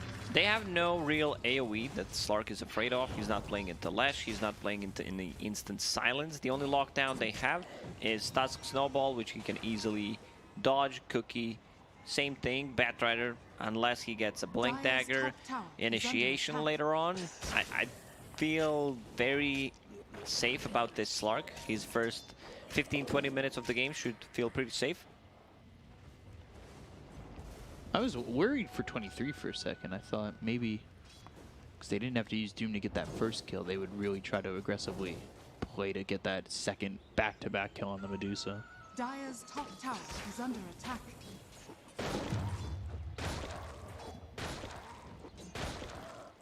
Slark playing very aggressive, invading enemy jungle, trying to see what's happening there. I think he has a good grasp how strong his hero is right now. Ooh, again, going after BDZ, little Shredder, is it going to be enough damage? Does not get That the fire does snap not cookie work when that you're way. late. Lasso, ooh, broken immediately. Sentry down and Sentry gone. Okay, Palace, Dire's top tower is Dark under Pack attack. getting a little low here. He's fine. Never in doubt. I'm not sure why they're still chasing him. It's a lot of time waste. I mean, if you are wasting time, that means Slark is also kind of wasting time, but he will go back to full HP, full mana. Greenstruck will even refill his bottle. Sanking going straight into Blink Dagger. I think it's a necessity here to be able to just start a fight. Yeah. Nico on his Doom. Palace coming over. Went for Midas Midas. as well. Pounce doesn't leash, so they have the Fire Snap cookie to send him away. Full pipe. I think this might be the fastest pipe in the patch. 11 minutes in, full pipe done on top of Arcane Boots. So just wants to be able to tank his team up, especially against the Grimstroke and Burrow Strike? Sanking. Let's see. Ooh, Pounce missing again. Cuckoo though, Slap taking a bit of damage here. Spider standing still, epicenter used, and they don't get the kill on a Cuckoo. I'm not sure why Sanking did not pop that ulti after the Burrow Strike straight away. Nico, burning. He'll be just fine. Unfortunately, no lasso. Cuckoo staying at the top of the network. It's very hard to take control of this part of the map, but they're going to go in with multiple heroes. This Hood keeping him alive. Yeah, for now, but they've got the sweep. Question is, does he get out? Palace Going is down. waiting. Palace is just waiting for him. RR gets the kill on a Cuckoo and takes away his Radiant's streak. bottom tower is under attack. So, getting the kill there. Making it look relatively easy. I mean, they're moving around the map well on Execration. They need to shut down Palace at some point. Snowball, that'll connect. Dark Pack Lasso, there's the kill. That's exactly what they needed. Big kill. Palace overextending, you know, especially if you use Dark Pack like that. You're still going to be in trouble. I think it's okay to Dire's play middle aggressive, tower is under attack. but you need some kind of a backup. Sanking has a Blink Dagger, so maybe that's the play. We still have not seen Doom being used at all. Hand of Might is done. So that means that he will stay at the top of the net worth. Yeah, so that pipe, by the way, for Brood, one of the quicker ones. I think the quickest one Dire's of the top patch tower is is under 11 minutes, attack. 4 seconds. And this one was like 11 minutes, 13, 15-ish Yeah. seconds. Yeah. And that's with Arcane Boots, he got that done. So really well done there by the Brood. You still have 23 top of the net worth. Going into the Sanjin Yasha, then Ags, which is what we've been seeing from a lot of these Medusas. And when we had Dire's interview middle with tower him, is under attack. he talked about how he thinks Dragonlance is a good item. We see him pick it up on Terrorblade in the previous game. This time on Medusa. Just overall a good stats. 16 agi, 12 strength, got buffed in the previous patch. They converging to smoke here? I have one on Tusk. So they might, after this is all farmed away. Scanning. That being said, Execration, they've smoked themselves. Look at the pounce and the leash onto this Tusk. But he's invis for the moment. And There's now still the a sentry sentry. gets revealed. They've got No, the no, epicenter don't go on a back 23.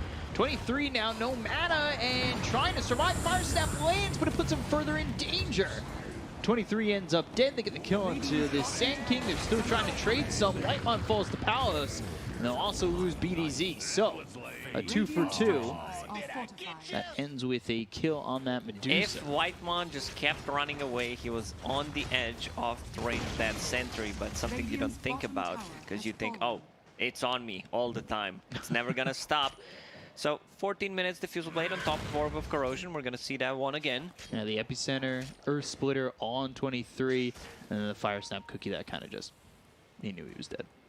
If they use that better, if he turns around, he lives. So big timing for Slark. Diffusal Blade done, going into SNY. As expected, just wants to be able to have some status resistance. Whitemon getting caught. Leash. No snowball available, no mana. Yeah, and looking to survive. Scatterblast is enough. Okay. Just barely. Blink forward from this Sand King. Not going to find anything with the Burrow Strike after the blink to try and extend that range and get initiation out. But now they find 23. They use that Diffusal, goes to the Stone Gaze. Palace runs uphill and Needs to pop it. Doesn't see other heroes. Sand King is nearby, so he was afraid of the blink stun initiation. And then your mana pool is quickly gone. this Still, is going well. no Doom being used going into BKB after Hand of Midas. I want to see maybe a Blink Dagger after that BKB, because with BKB he's going to feel pretty safe. Well, they found the Brood. They get the kill on a Cuckoo. Palace with another one. Shutting down, well, not completely, but This is making the the life a second- living hell yeah. for both the Brood and the Medusa. Radiant's bottom tower They've both And died Carl, twice. you just went in. Fire Snap Cookie leads him away. Flame Break trying to survive, but the damage is too much. Slark is taking over the game. Radiant's bottom Carl tower gone. is Whitemon dead once again. 23 Oh, slugged good up. sleep. Not a lot of mana to work with. There's the epicenter. 23 looking dead to rights. No Stone Gaze to work with. Palos with the triple kill. Right now, Slark is the answer. This is the, middle tower I'm is going to under call a attack. game-winning fight for Execration, where they take the tower, they take a good fight, giving Slark Dire's top tower the is time under and the attack. items. Like, he's gonna have that SNY in the next 3-4 minutes, and it's just gonna be very hard for them to take control of their jungle back. When you're playing into Slark, you don't have a real answer for him. Yeah, so far the Medusa has been slain, Dire's middle tower but there is under time, attack. potentially. It's a question of what can T1 do? They don't have nearly as much space to farm for this Medusa. Whitemon not caught yet. Seeing Slark with Inkswell on him, and this is what I like. I've played against this combo. It's extremely annoying. Dreamstroke, Max Inkswell has the talent, and going into Shard. Once that 20-minute mark hits, you have a Dispel on top of it. So, like, you try to ulti him, he uses a Dark Pact, another exactly where he is. Dispel. They're right on top of Cuckoo. They've got the sleep. He gets down with the mech, but he's leashed up. Can't get far away from this cliff. They'll use that dust. BKB, Stone Double Gaze, duel. Cuckoo. Oh, up on the high ground, but he's still dead to the scorched earth of Nico. Even though they have Medusa, it's a 5k gold lead. This game looks pretty rough. Like this looks like 15,000 gold advantage at this point, just by looking at the heroes. You know, Broodmother, she was annoying. She did her job in the lane to over the jungle, but those 3 deaths are gonna cost her quite a lot. They do not have a playmaker hero. Batrider can be one, but I don't think it's enough at this point, not without the Blink Dagger. So Paulus, he gets SNY. I think next item should be Scotty. Just have that tankiness, have that extra slow on top of the Diffusal Blade. It also opens up the Roche for them. This is the first fight that we saw Doom being used. It was a double Doom. He was just stacking those. Just cannot kill this Slark right now. 6-1 and 223. He is the full purchase price away from getting himself the axe. Also not level 15 yet, so he doesn't have the Mystic Snake mana gain talent. Which I'm not sure how much that's going to help. Maybe it does something. Dire's bottom tower is under attack. The lack of control here for T1 is certainly hurting them. It's very hard to make a play. They use a smoke, have no one to initiate with. That's why Batrider is going for the Blink Dagger. But in this situation, it's needed. Mid bats, most of the time, don't like to get it early on. They're more about that lens, which increases the cast range on the Flame Break and makes the easy setup for the lasso, but this time around they need that good jump. They need someone to be able to get the first jump. They're trying to make a move on Paulus, but I don't think he dies. Whitemon? Okay. I thought maybe they'd start that off with like a snowball. Still no follow-up. Batrider can't close the gap. Thing is, they've shifted Palos over towards the Medusa. He's got a double damage. This may not be what you want to be fighting into. Burrowstrike ends up missing, but they've got the Diffusal. Look at the right clicks. They're just so heavy onto the Tusk. Palos, though, needs to be careful. There's the Flame Break. Goes into the Shadow Dance. Over to the side. Mortimer's Kiss is coming out onto BDZ. Inkswell trying to run, and the damage just is not enough. Cuckoo's still moving forward, marching with the Spiderlings. They'll get the kill onto the Grimstroke. But coming over is Nico, who's used that Doom Snowball, trying to run. Burrowstrike lands. Earth Splitter comes through and hits on 3 heroes of T1. But Nico getting low and the BKB runs out. So they get the kill onto the Sand King. They'll take out the Doom. Why is Slark not fighting? He has double damage. Why is he not going in? He wrapped around. He was... I want to see that again. I hope I'm not daydreaming or something. And that's a massive fight for T1 that's going to boost up their net worth. Potentially leading them getting this tier 1 tower mid. That's opportunity, aplenty. They do Batrider, so they know that there's no lasso.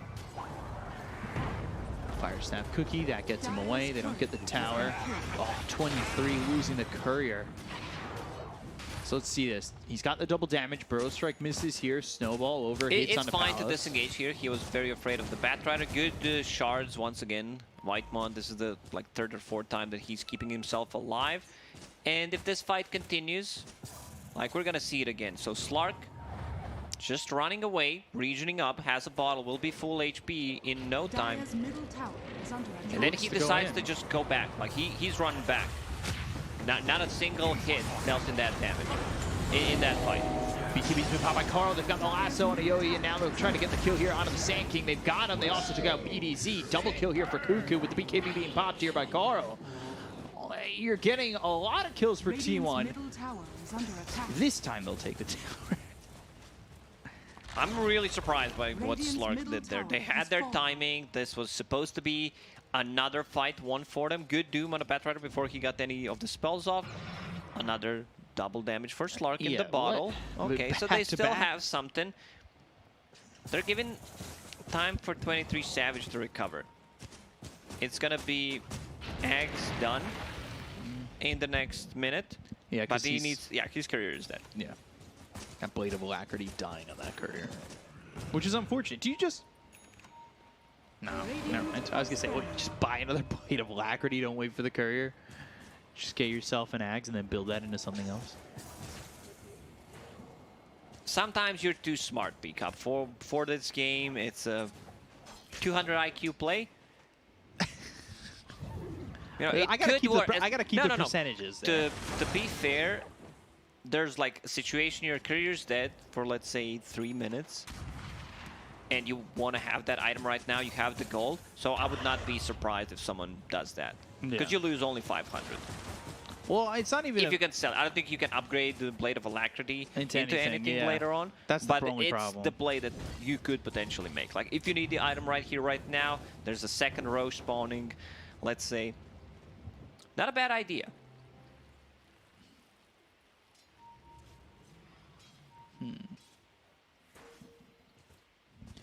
Let's see what they want to do with this, because they're going to have bags once this courier delivers it. And that's big timing. Now he's level 17. You're about to be level 18. Gives you this 3rd level on Stone Gaze. Execration might have missed a little bit of a timing. I'm not saying that this game has fallen out of their favor, because I still think this game feels really strong for them. But it was much easier 5 minutes ago. Definitely was. They kind of missed the opportunity. And Medusa can be out of the base. She feels relatively safe with the team backing her up. Converging bottom. Looking for the epicenter.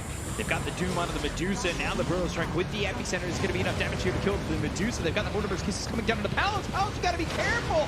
He's taking a lot of damage, but they get the kill to 23 as well as Cuckoo. And now they're going to try and turn this into more. But the Snowball going over. They're trying to keep their attention on the Palace. They just can't get the Walrus Punch out on him. So he goes into the trees. He's bottling up, turning this over onto Carl. Pops the BKB.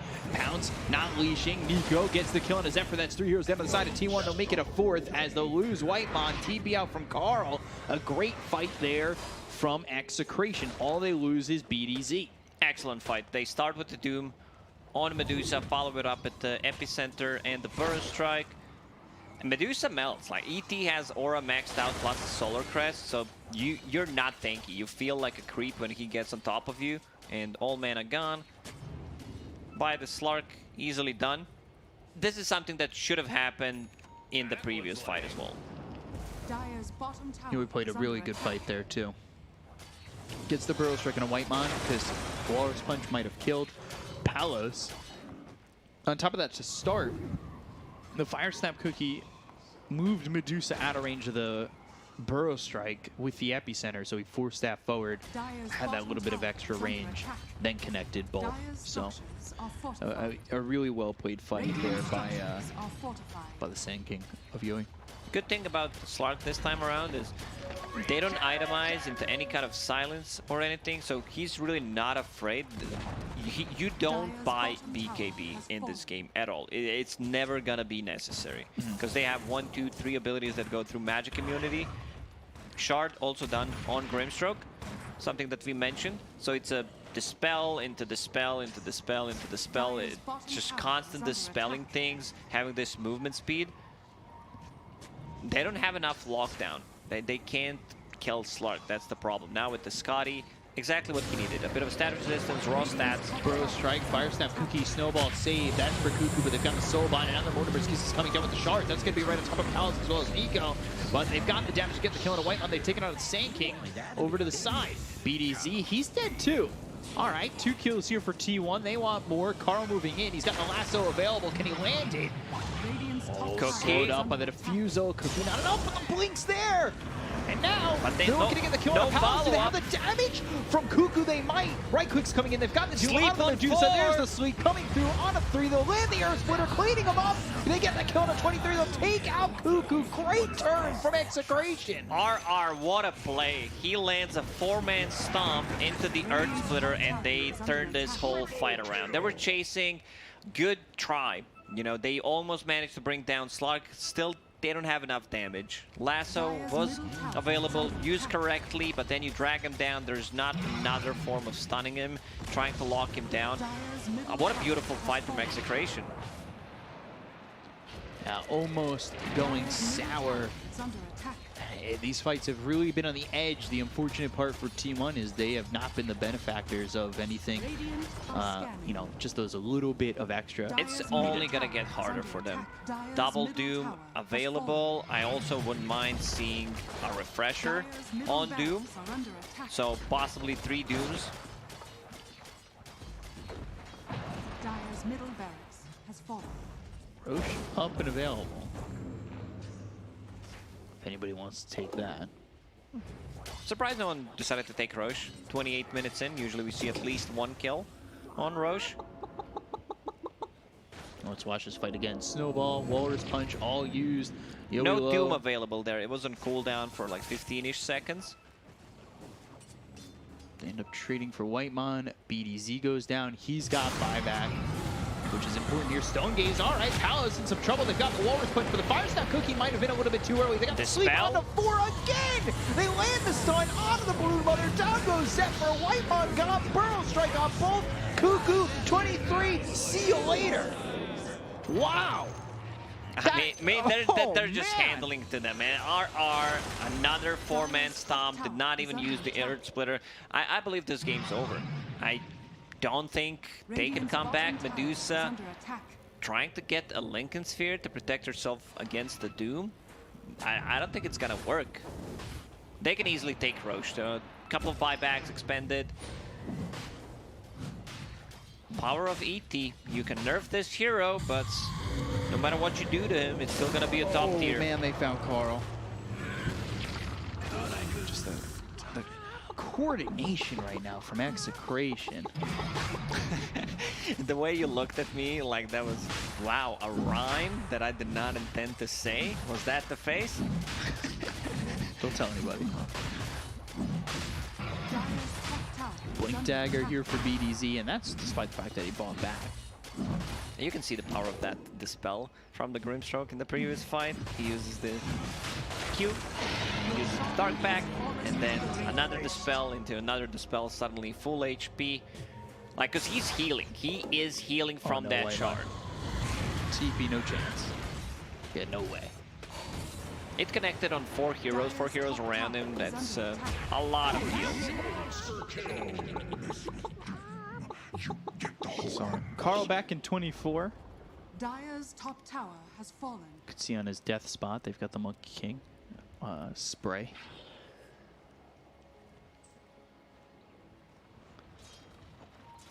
It's going to be tough to defend. I still think it's doable for T1, but it feels... Not sure why Slark decided to go for BKB. They have 3 abilities that go through Magic Immunity. He has a way of dispelling things. He has another form of dispel with the Grimstroke, because Grimstroke is not going to use that Inksfall on anyone else beside him, pretty much. Right. So there was no need for it. One thing you can do is just get more lifesteal, which makes you tankier with Satanic, or you get a Basher slash Abyssal. Medusa picking up the shard. Having cold-blooded. Doom, bought a Linken's. So I think the correct play is he uses that Linken's on Slark just to have him secured against the Blink Lasso initiation. To literally never die. Not the item that we see on Doom, but I don't mind seeing it here. Also, they have another like Solar Crest that they can buff him up with, ET Aura. On top of Aegis, of course. Now, working with 2 lives, like, this is going to be tough. Looking for the Inkswell into the Doom, and that's immediately onto the Medusa. I don't know what you do from here. You've got the Elder Titan Earth Splitter. They're trying to run 23 out of there, but the Soul Line leeches him up to Cuckoo because he got a little bit too close. They've got the last on RR. They get the kill to the Elder Titan. They don't have buyback available on the Medusa. The Pounce leashes him up. Cuckoo in trouble. Snowball saved. Palos still running in. Blink forward coming through from Nico. Cuckoo taking a lot of damage, but finally the Walrus Punch gets him off of this Broodmother. But I don't think that's going to be enough with the right clicks coming in onto Whitemon. They'll get the kill. They'll buyback on the Tusk immediately. They look over at Cuckoo. They get the kill on Yo. He's got buyback as well. He'll use it. Palos finally low, but he's still not dying. They go after Carl. They've got the Infernal Blaze Fire Snap. Cuckoo with the BKB being popped by Palos. He's still moving forward. He's marching on. Carl, Whitemon, they go down. They've already bought back on Whitemon. They'll go for Cuckoo inside the well. But they won't dive it. Very wise. But they'll start hitting those tier 4s. Out in 25 seconds. They just don't have enough damage when there's no Medusa around. They could call it because Slark Great pick. GG. They call it. Slark was a great pick. They managed to make it work. I love that they put it on a mid lane. Great matchup against the Batrider. Has fallen. Good stuff. And there was like a couple of mistakes when Slark could have taken the fight, especially with the double damage on. Yeah. But other than that, he had pretty much an amazing game. Like, The and they answer has set been him found. up perfectly. Especially ET. ET two my times, gosh. four-man stomp, one time God. into Earth Splitter. Just wins them the whole Yeah. fight pretty much. ET, man, that is a hero that can save the day. He needs a cape cosmetic because he comes in, four-man stomp, saves the day, and they have finally beat a Medusa in the Southeast Asian region in the upper division. I think that's the first loss, 7-1 now, and wow, that has been a very impressive streak that has now been broken by the Slark, and we go on to a game 3. So T1 1, Execration 1. Back over to the panel. Over to you guys. After he realized I ate his food. T1 burned me earlier in multiple respects. And I was ready to start trusting again. I was ready to love again. And what did they do? You opened up. I opened up my heart. You spread your wings, your arms out. You were ready for a hug, and what happened? So, you're the problem. Bang! Slapped in the face. Once again. Imagine losing with a 100% win rate Medusa. Imagine. I don't even want to talk about T1. Let's talk about Execration because they played out of their mind. They did. They executed really well. They played high tempo with the Slark. I loved the Grimstroke plus Sand King combination to shut down the Brood. Brood really didn't look like a hero. It didn't Nope. really look like he had a lot of impact. 23 Savage as well was shut down by the Slark. The ET stomps were on point, like Double what- dooms. Exactly what Biko said about the cape. I would love to see the cape cosmetic actually, because when you reel the spirit back in, Oh man, it'll he's- have the he- flying, yeah, he's the flying. superhero pose. He's actually in the superhero pose, so you can definitely make that happen. I'm pleasantly surprised by Execration in the second game. Obviously, we have seen them win a couple of series, which is why they're second, I believe, on the standings Mhm. right now. But I did not expect them to win versus a Medusa and a Brood Yep. in the same draft. Especially with mid Sand King, another hero that we've been highly critical of. But it was safe lane. It was safe lane, that's true. But he went for a mid lane build with the BOTs and Blink. Yep.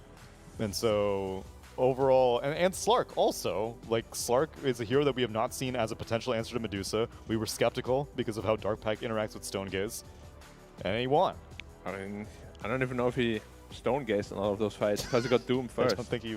Did we even resolve if Split Shot is working? Nope. Let's see if we can see in this fight. Nope, he's just getting slapped. Every time he got doomed, he didn't even hit once. Yeah, he was just walked Just away. trying to away, run, trying to slither run. away. One thing that Medusa is known for is, yeah, she's 100% win rate more or less. She's also very slow, and when you doom her, when you have that Earth Splitter and the Echo Stomp, she can't really maneuver through that. ET isn't truly a hero that can catch on. Like, you usually cast that spirit as the teamfight is starting, or you cast it in the way of a hero that's running. Right. But you can't cast it and then chase a hero, because by the time you cast Echo Stomp, they're going to get away. Medusa, however, is so slow that you can, and he proved that here. I believe we should give him the MVP too. I'm not sure. I'll leave it to production. Maybe ET, maybe Slark. Maybe Doom.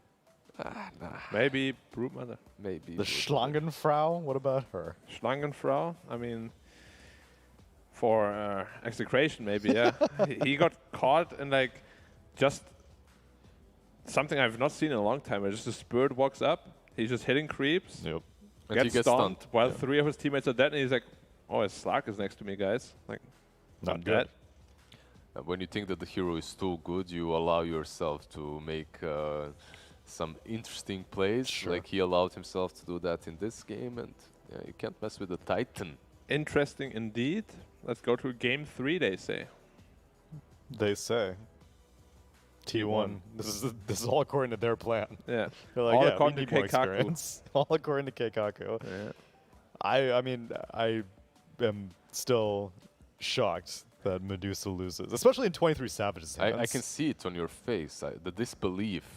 Yeah, the horror I in think your your eyes. mustache went up a bit in your beard. It's twitching. Electrified. I Yeah. can, know. yeah, I can actually see it moving. It's screaming. There's something screaming inside. Subarashi. Subarashi. We do have a good MVP, though. It will indeed be Palos on the Slark. Sure, why not? Nah. He made that one crucial mistake that would take my MVP away from him Which when one? he didn't fight with the double damage. Oh, yes. He didn't have ulti, but they could win that fight if he maneuvered But he around redeemed it because then he got another double damage. But and then they 4-1. And then he wiped. fought with that DD. Yeah, they He was still- like, maybe if I hit heroes with a double damage, I'll deal Instead double the of run damage. away. But the person that allowed him Was the was ET. always the ET, the Sand King persons. ET, Sand King, Grimstroke as well with some sick 4-manning swells. I mean, is it really on the... Hey, Grimstar, you played so well. You put that on me.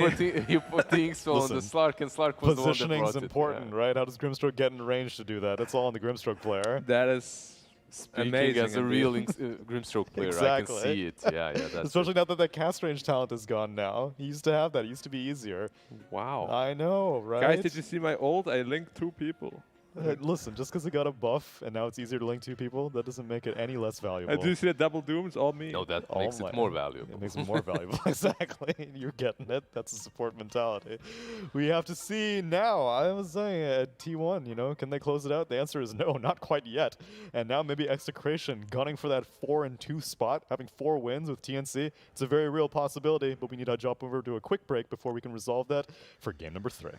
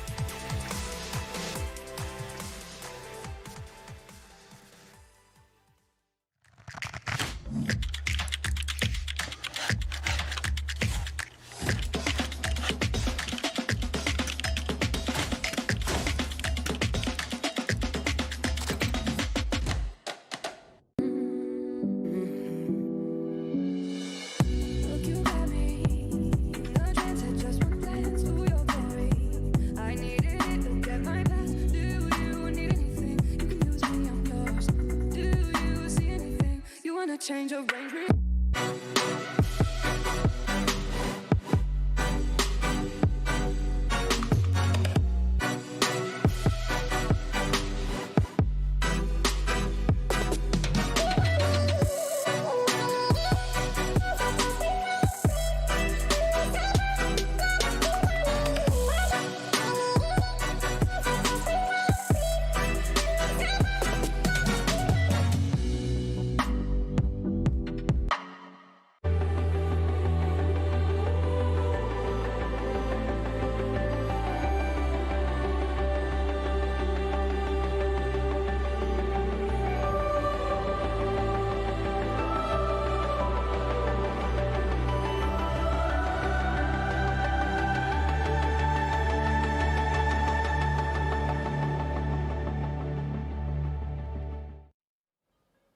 at those secret lab chairs, side by side.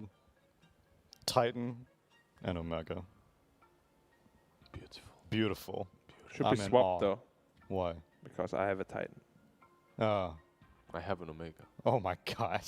Match made in heaven. Omega Titan. Yin and Yang. Secret in labs. What do you have?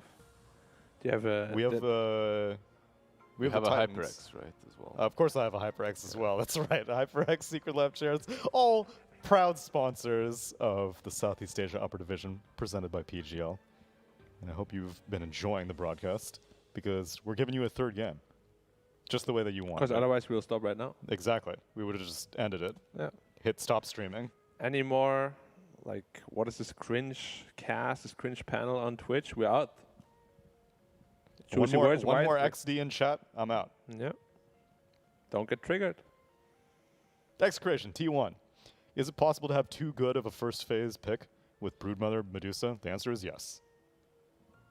You can't have both. You can't have both. Yeah, that's No one man should have all that power. Schlangenfrau and Schlangenfrauen, Spidermutter. Spinnenmutter, Spinnenmutter. Schlangenfrau. like you have to you Schlangenlady. have to draft well, but you also have to draft to appease the gods. It's true. What if you just don't draft them at Batrider? Could work. All right. That Slark, not only was it good versus Medusa, but the mid Batrider as well definitely Both caused these- some problems. These final, is it 24th pick now or is it 20? 24th, I believe. It's 24th. All these 24 picks have been sick. The Terrorblade in game 1, the Slark in game 2. Game winning, Game one would winning. say. That's what you need. Slark was definitely game winning in that game. I don't think you could draft anything else that allows you to play against the Batrider on the mid lane and also wins versus Medusa late. So really, really well drafted by Execration. They ban out the Timber and Enchantress this time around. Meanwhile, T1 with the Centaur and what's Puck. it gonna be? Puck again? Or maybe Nyx. not. Maybe they're like, Brood in the pool, Nyx in the pool, Elder Titan. The respect. Oh. And now we ban. have Puck. It's possible. Let's see. What was the situation earlier? I believe Pucklet was banned. I think you were right. And Nyx Assassin was also banned, I think. Puck, after all the changes, still in the pool. Nyx wasn't, I believe, in the last game, but he was in the first when Lash was drafted. Ah, that's right. Yeah. In the second stage, they banned it because they drafted Lash as last pick in the first stage. Don't take bonus time execration. Do we pick the Brood? It's not a good look. Do we We pick the pick the Medusa? Medusa. Do we go with the Treant? Treant Treant. Protector. And now T1 just snatches Puck Nyx.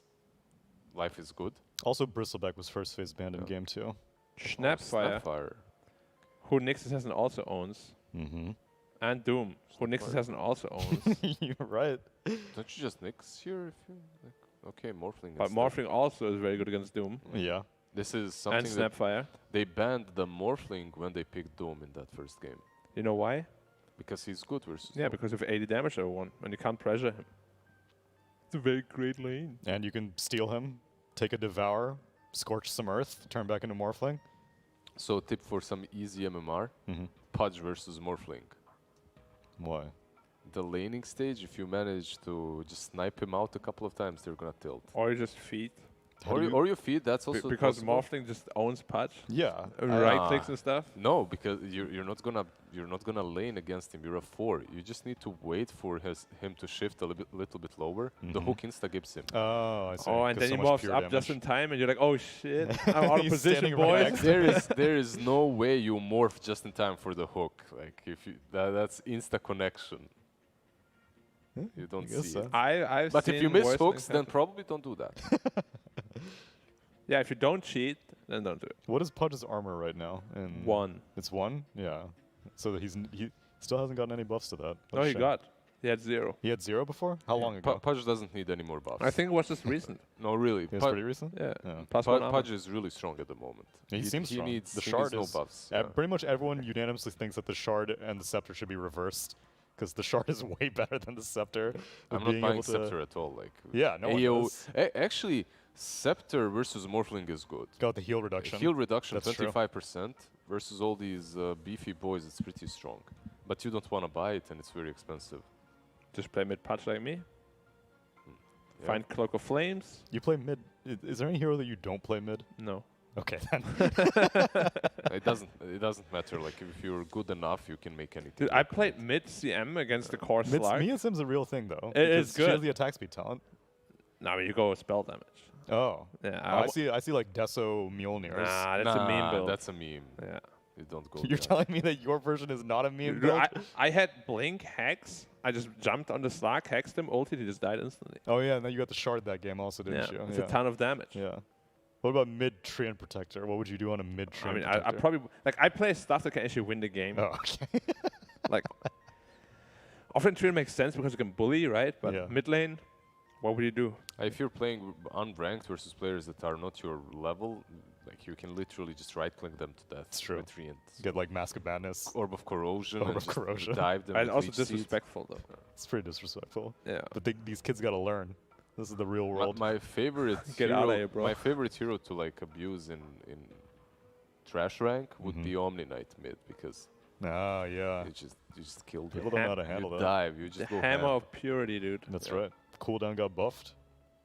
It's pretty bad still. But that's still like you're just adding salt to the injury, to the wound every time you kill someone. You're playing Omni mid and then you're dominating as well. Like you're just a show off. You don't feel good about that. I think my favorite mid hero to own is just PA. And lower ranks. No, okay. Yeah, Yeah. there's an Invoker middle, thinks he can outplay you, just out CS him, he's like, ah shit. He wanted him. Buy a dust. Yeah. And what hero art is T1 thinking about right now? Because they're diving deep into their reserve time. They go with a puck. Wow. They thought about the puck. Wow. Made it all the way to second phase. Right? It's a really good combo with both the Doom and the Snap because I mean, I would pick Nyx now if I'm Execration. Yeah, seriously. It was already good versus the first two heroes. Yeah. Or maybe you bait them even more, like you don't pick it now, they pick something else as bad against Nyx. And I would pick Nyx because of Doom and Snap. Versus Puck it's good, but it's not this amazing counter that catches him every single time because you have time to react with Puck. Like you can't carapace everything. I mean, Yeah, but the illusory orb is like so obvious though. You can always but you walk can into shift. it. You can shift if you see him. Yeah, but they go so far. How are you going to see Nexus SMP's Vendetta and carapacing from like 10,000 or 1,000 range away? So you're predicting where he's gonna cast the orb, you're running there, and you're running far Well, enough I to use the mean, carapace. Puck uses it to farm jungle camps, right? So or lane camps, lane creeps. Yeah, I'm just I- telling you because from what I've seen and from experience, he's good, but he's not as good like versus Lash or That's true. some other heroes. Because mainly you want like the mana burn for those other mid heroes to make them really, really powerless. What I hope Execration don't do is go for a Willow. I think that is too corny. Just get the Nyx. Just get him. Just get the Nyx. Just make it easy on yourself. They go with the Void Spirit. Okay. Okay, now they're waiting for a fourth hero that Nyx is going to get. That's going to be Batrider for T1, right? Then surely you would pick Nyx Assassin after that. This should be Doom off lane, Yeah, that's true, and Puck mid. Puck mid. Because of that, they need a position 4 or 5 right now and the carry. So How about AM? AM carapace yourself into the Battle Fury Cleave. Surely that would justify a Nyx Assassin. My pick. T1 is probably going to last pick there. Carry. Yeah. So give them some more control, maybe from the position 5, some more control or some lane dominator. Pos 5 tiny, let's go. Wait, this Tiny should be sound. Snap 5, right? Like for T1. Yeah, more Yeah. control. Lion, Shadow Shaman versus the Morphling versus the Void Spirit. Exactly what they needed. Why are you so quiet, Black? What's on your mind? I'm What's White Mon psychoanalyzing. Psychoanalyzing with the webcams. Oh wait, is Yeah. Whitemon eating again? Whitemon is eating again. I saw him. Because they can't lost game lose. 2. Yeah. They did lose game Maybe two. it's his nervous habit. He's like, Actually, eat it's a my cheesecake, though. nervous habit. Like You stress eat? if I'm hungry but I'm winning, I cannot eat. I'm fine. But if I'm a little bit hungry and I start losing, there's no way. Like, I need to munch on something in between the games. Interesting. oh, he stole my Tupperware bottle. Is that Tupperware? Yeah, no wonder I can't find it. He's staying hydrated. You left it in T1 headquarters. Mistakes were made, man. Mistakes were made. Cost me like a whole $1. It was a really good one. It was like a 2.5 liter bottle. Wow. Like, you gotta stay hydrated when you, I'm with you. uh, Especially with all the sodium when you that play Dota Dota. generates. Yep. The salt is high. The mines start running. Bro, what are Execration doing? They are thinking. I see that. Well, actually, I No, don't see no, you that. I don't. see T1 on the screen, but I can interpret that. Darkseer, Treant. Dogs. Darkseer, Okay. Treant, and you last pick something like an Abaddon Like to a shield you Spirit from the Breaker. Lion. Or you go. put Treant on the safe lane 5, yeah. I would rather see 3 on the offlane with the Darkseer. Or Nyx Assassin. What the hell, man? Or Spirit Breaker. Nyx isn't Spirit that Breaker as good this popular game? in SCA No. as in China. Yeah, it's not. He's good, but he's not as popular. And maybe ban out... I would Osgood ban out versus Darkseer. Anti-Mage if I'm Execration. AM and what else? Do you worry about Sven? Oof. Wait, No, this is like a super free AM game. Yeah, against Darkseer, life would be good in lane. but why do you ban out Lifestealer? You have a Morphling on your Because side. he steals life. steals the life. Yeah. They just don't want people who can deal with Darkseer in lane, it seems like. But then it should have been Anti-Mage. Yeah, but Anti-Mage is the Yeah. best one. But Anti-Mage is not very meta. Jug and Lifestealer. Oh, the next ban. Oh, last, T1. last ban. Nyx. They know. Now with Execration. You thought you could save it for last pick. Yeah. You got greedy. Guys, maybe if we can hold them off a little longer. A little longer. Now, what do they need? They need a pos 4 or 5. I think they should get someone to lane with Darkseer. I Spirit don't Breaker. The thing is, like, if you're getting something like that plus the 3 and you It's have a great lot of lineup. yeah. Sarcasm. Chat can't see you laughing or your face. 10 Black. seconds. Actually, they do something similar. Okay, Yeah. they go with the Tusk. Wait. Anti-Mage. Anti-Mage. I love it when Anti-Mage gets picked when you're like in the client. You just hear Anti-Mage. Yeah. You're like, it's an AM game. Do you not use the persona? No. Oh. I have it, but I can't use my bashers with that. Oh, the golden immortal bashers? Yeah. Is there anything else that you would like here besides AM? I mean, Peel is banned. Slark doesn't lane very well into the Darkseer. Darkseer Tusk, yeah. Bristleback is banned. No, you wouldn't want it anyway.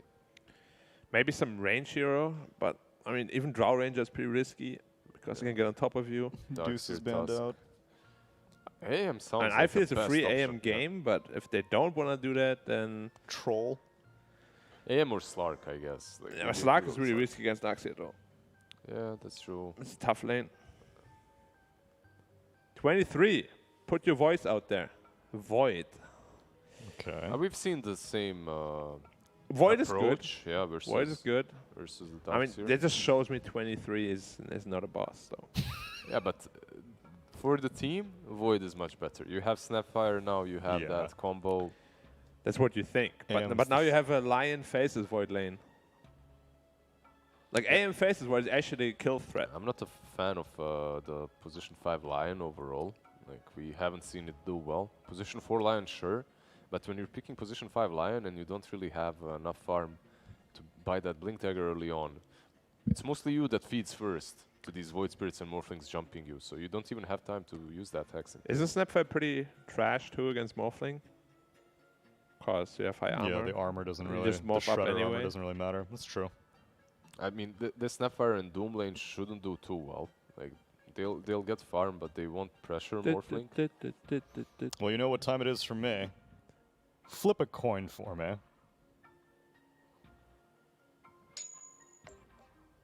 You got heads. Oh, I should have mentioned. Heads was T1. It's a bit too late now, dude. Like, okay. Well, actually, I wanted to go Execration, truth be told. And in my mind, it was heads was Flip it T1. again. Well, fine. We'll flip it again. And also, we'll bring in B-Cup and Lacoste. Well, fine. I'll flip it again. Heads is T1. You're flipping the coin until Till you you get get what you X. want. Heads. I Still flipped it heads. again. It's Again, heads. yeah. So I'm T1. T1? I'm going to go with T1 as well. I think this Morphling is not going to have a good time. Might have a good lane, but later on you're playing into Silences, you're playing into Chronosphere, you're playing into Lion. So much stuff that Morphling players they don't love to play into. So I'm going to go with them. Lizard. I'll go with some Execration for this game. Some Darkseer stuff happening. I love myself some Darkseer now. Okay. Where's their combo though? You have the Tusk and... Vacuum into Snowball Snowball combo. combo. no, Wow. you, Well, in the, I'm in not the convinced. lane, in the lane, you have the Tusk. I'm going T1. That didn't convince me. Vika, do you see the potential No, in Morphling, this Morphling vacuum can, in a snowball? I don't know. I'm gonna. My courier got the last one wrong, but I'm gonna ask him again. T1 Execration. T1 would be pretty cool. Yeah. All right. That's cool. I Wow. didn't totally. That You didn't come from me. I didn't realize that you got a Morty cosmetic for the courier. Well, let's see how this series pans out with game number 3. Got to cover up the courier. Make sure that his secrets aren't told. Stand in front. He's also holding my arcane blink. And you're Hopefully not that far. Maybe he's holding a branch and a tango. So let's check this one out. They have a combo. Combo is vacuum into Therian Protector ulti, possibly. Keep them Snowball? inside. Illusions, they deal the damage. Iron Shells. But I'm really worried because you have Doom. I also want to see what his itemization is going to be like. Whether it's a Manta style or a Lincoln Sphere. 30 seconds We to covered the battle. China region as well. Chinese players, whenever they're playing against Doom, it's a rush. They go for that Lincoln Sphere just to have something, because they don't have any other abilities that can pierce them other than Lion. Lion has couple, but other heroes, they don't have anything. So I feel like it should be a good Lincoln Sphere game. Yeah, we'll have to see how quickly he can get the Lincolns. I like Lincolns, but I don't know. I'm always expecting more from a Morphling. Feels like sometimes the Lincolns kind of slows down that big burst of what a Morph can do.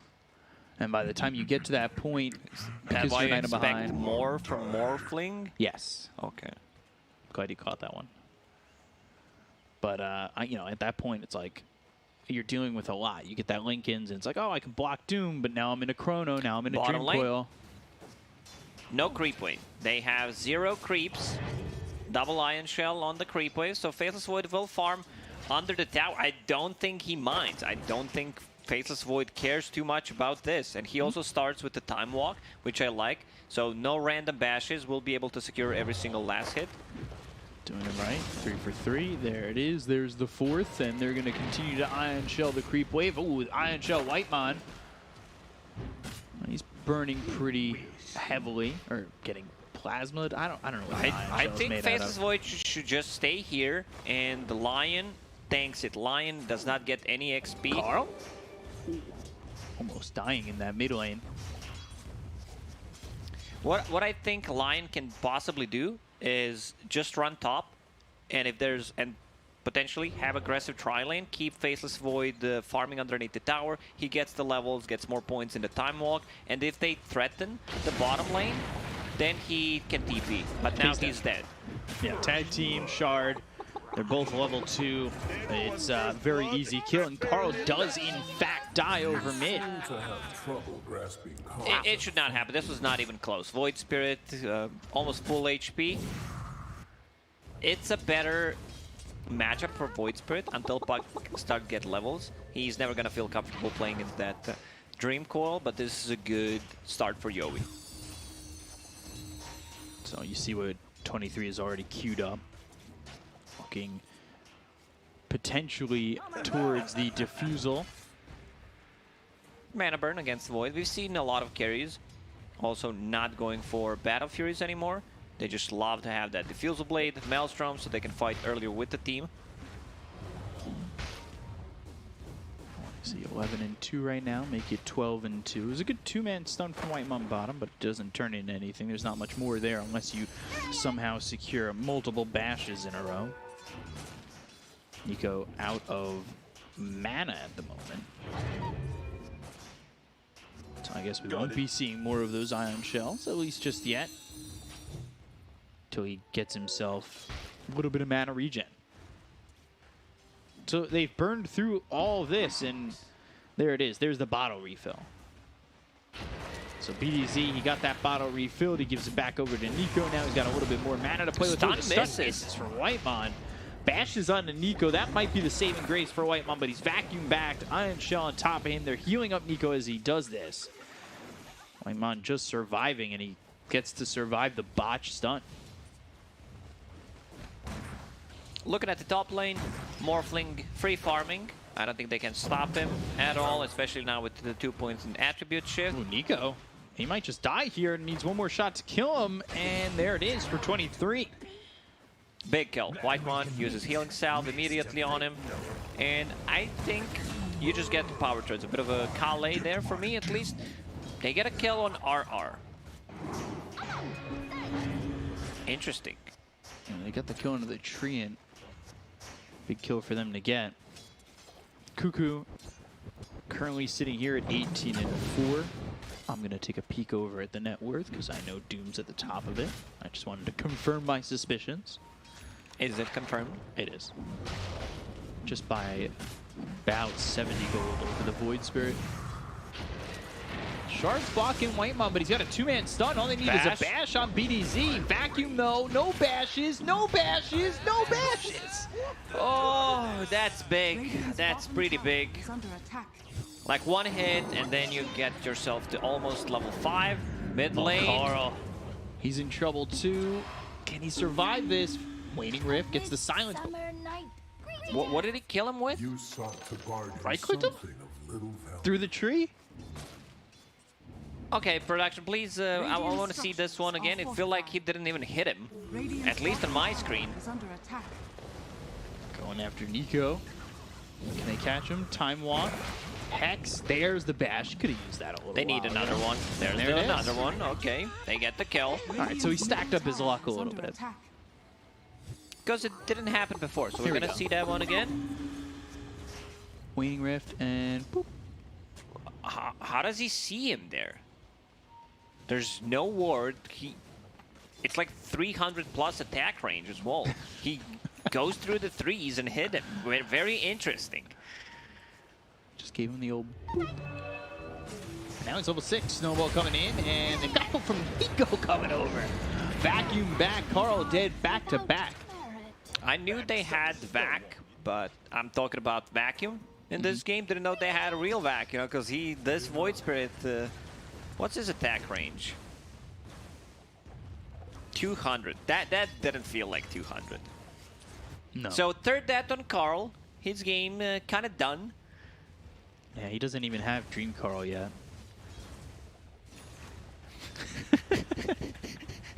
Yeah, no Dream Carl available. Not level 6 yet. Faceless Void will be level 6 after this creep wave. And going straight into the Fusel Blade. No mask. I would love maybe to see the mask if there's some pressure put on him, just so he can farm the jungle as well. Right. Maybe he's depending on finding the mask, the neutral item. We'll see. Chrono available. They are going bottom as well. They'll get the kill onto this Doom. They look over at Nico. They've got the Snapfire here. I don't think they need the Chrono. 23 with another kill. All right. Radiant's bottom tower is under attack. So 1K lead here for Execration. They got the kill onto the Doom. He still sits top of the net worth. And 23, despite his struggles, is at the top as well. Ooh, Carl low once again. The Urn, though, it's enough. With the shards, they're getting the kill. The Hex, Scatter Blast, BDZ ends up getting traded, but that is Carl dead again for the fourth time. I'm scratching my head right now. Fourth death, something I have not seen in quite some time. He got solo killed twice, something that we also don't see because there are a lot of runes to be picked up, so everyone's staying healthy, staying hydrated. Chrono available, so if they decide to rotate one hero, they could potentially get a kill on Nico again. Yeah, we'll see if they want to play aggressive on this Dark Series. Getting a couple of bashes, some that he should have used before, or should have had before. He didn't toggle bash, apparently. But Nico continuing to stay middle of the pack, and now Doom's towards the mid pack too. This is, you know, not familiar territory for the Doom, and he might just be dead. BDZ coming in, waveform forward, Cuckoo. He's very gone. Palace with the kill there. 3 heroes up towards top. Right now they have 2 big abilities that they want to use. They want to use Doom, and they also want to use the Chrono. And they have BDZ at level 6 already. This is what I was worried about, because 23 Savage, he has no way of healing at all. So 2 Iron Shell on a creep wave brings him down to almost half, even less than half HP. That's 1/3 at the moment. Shards just off the mark. BDC's doing work this They're game. going for Nico. He needs to be careful. 23 Vacuum? Savage. He can't go in. Like, he's gonna die. He needs to kill the creeps first. Yeah, they'll go after this Darkseer. They don't even need 23. And they have a healing salve from Zephyr, keeping that Chronosphere dream alive. That was close. Maybe if he used Vacuum like 0.3, 0.5 seconds later, he could have potentially gotten a kill. It was certainly very close. 23 almost dying there. But the supports take care of business. I mean, that's the strength of these two supports, for sure. Lion is level 6. Like Whitemon, he too. was not having a good time. This is a There's big the kill. Hex. Finger available, stun.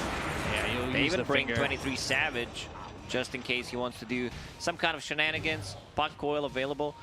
Supports are doing so much work for T1 right now. Dream Carl down, and that's going to be onto the Tusk, avoiding the Mortimer's kisses, but now he's silenced and he won't be able to survive.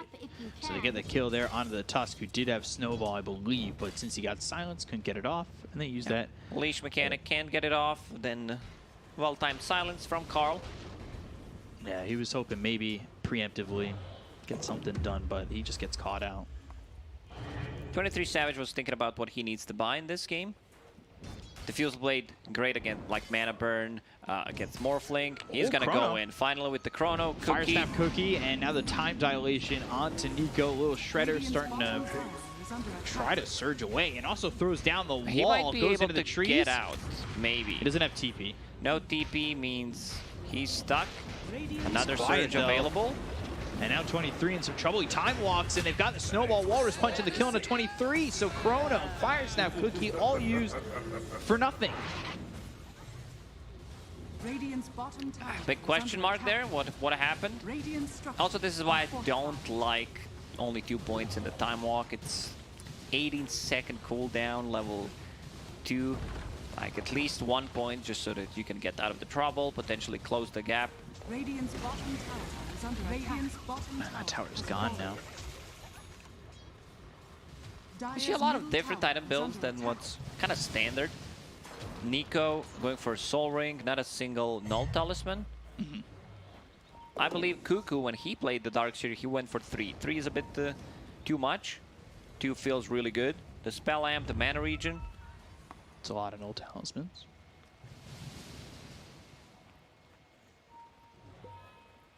Whitemon again. If he gets the Hex off, that's a kill. Little Shredder minus armor with the Earth Spike. They'll get the kill. Carl coming through and getting that one. So he's starting to recover. But now they lose 23 again. So the Dream Carl goes down. They've got the Mortimer's Kisses right on top of these two heroes. Now with the Waning Rift, the silence, is it going to be enough to kill off the Void Spirit? No, he's already retreating. It's a good combo that they got. Coil into Mortimer's, and I like how Carl is just keeping the silence until Coil is about to snap, and then he uses it just to prolong the duration where they can't use any abilities.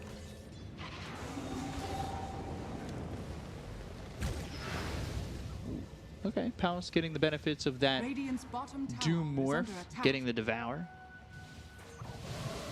Get that easy gold. Shouldn't he have... If he turns, does... I didn't check. Like, he should be able to have the benefit from the creep. You'll Scepter. Aether Remnant, Snowball, Walrus Punch, all there for a kill and a Whitemon. This is a bit more of what we saw Dire's from middle Execration tower in is game under number attack. 2, where they just overwhelmed T1. Even though 23 did ultimately get a decent chunk of farm, it just wasn't enough. The Fusel Blade is done, so a lot of damage is going to be dealt by this Faceless Void. This time around, no status resistance build. Wants to have that the Manta style to get rid of the silences. Wall And down, Fire Snap Cookie, they'll go after Cuckoo. Hit the Scatter Blast, they've got the stun onto this Tusk. And they threw the Doom out on the Void Spirit. Finger there to kill off BDZ, but that's only one kill. that's the problem. Whenever you play against the Centaur and Darkseer, Doom, you need to either have Darkseer killed, or you need to know that there's enough lockdown after you use Doom.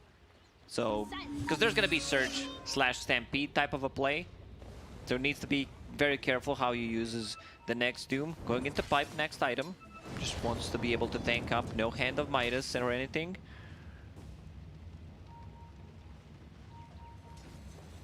Pal sitting top of the net worth. Has that Yasha. Going into the Manta. We'll see if 23 starts to get a little bit more active now that he's got this Diffusal Void. You think they should bring back Diffusal level 2? No, I think Diffusal right now is in a pretty good state. You deal 1 damage per mana burn. Hex, but the Aether Remnant lands on a Carl. They've got the Astral Step forward, Snowball. No, that's going to be avoided via the phase shift. They've got the Vacuum back on a Carl. Fire Snap Cookie doesn't land. 4 heroes have rotated over for T1, and they come up empty-handed. Let me tell you a story what was happening in Dota 1. Like, you had Diffusal Blade, Warlock uses Golem, and you instantly kill it, because it was a Purge, it was a Dispel. So sometimes you had heroes who don't even buy Diffusal when they were playing against Warlocks, just to be able to kill them instantly. Fun stuff, good old times. Especially for Warlock players. People are still picking it, though. Even though that it could just get countered like that. That feels really bad.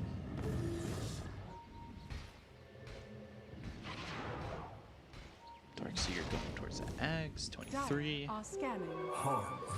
See him trying to truck along, farm away. He's sitting about 1,000 gold behind this I told you which item he's gonna find. Possessed Mask done, has that lifesteal, has a bit more agi, more damage, and has that sustain. So he can farm the Ancients efficiently with it. It's the perfect drop. Seems to be a tradition, as we've been seeing a lot of perfect drops throughout the season. Got it. Blink Dagger for the Treant next. That'll be some gold away, but I really like it. That Blink into the Overgrowth. Down to the spot him. They've got the Hex, the Lure Shredder, the Minus Armor is there. Earth Spike in with the Illusory Waning Rift of Carl to kill off this Treant, but they do finish off the Manta on Morphling, going Manta E-Blade. Carl managed to recover. He has the same amount of farm as Void Spirit at the moment, which is pretty impressive. Void Spirit killed him 2 times alone, and then managed to kill him 2 times, but 2 supports did so much work on T1. Those smoke ganks early on, they found the perfect targets, they killed Void Spirit, they found Morphling, they were setting up kills for Faceless Void in the lane. Zephyr's 1-0-8.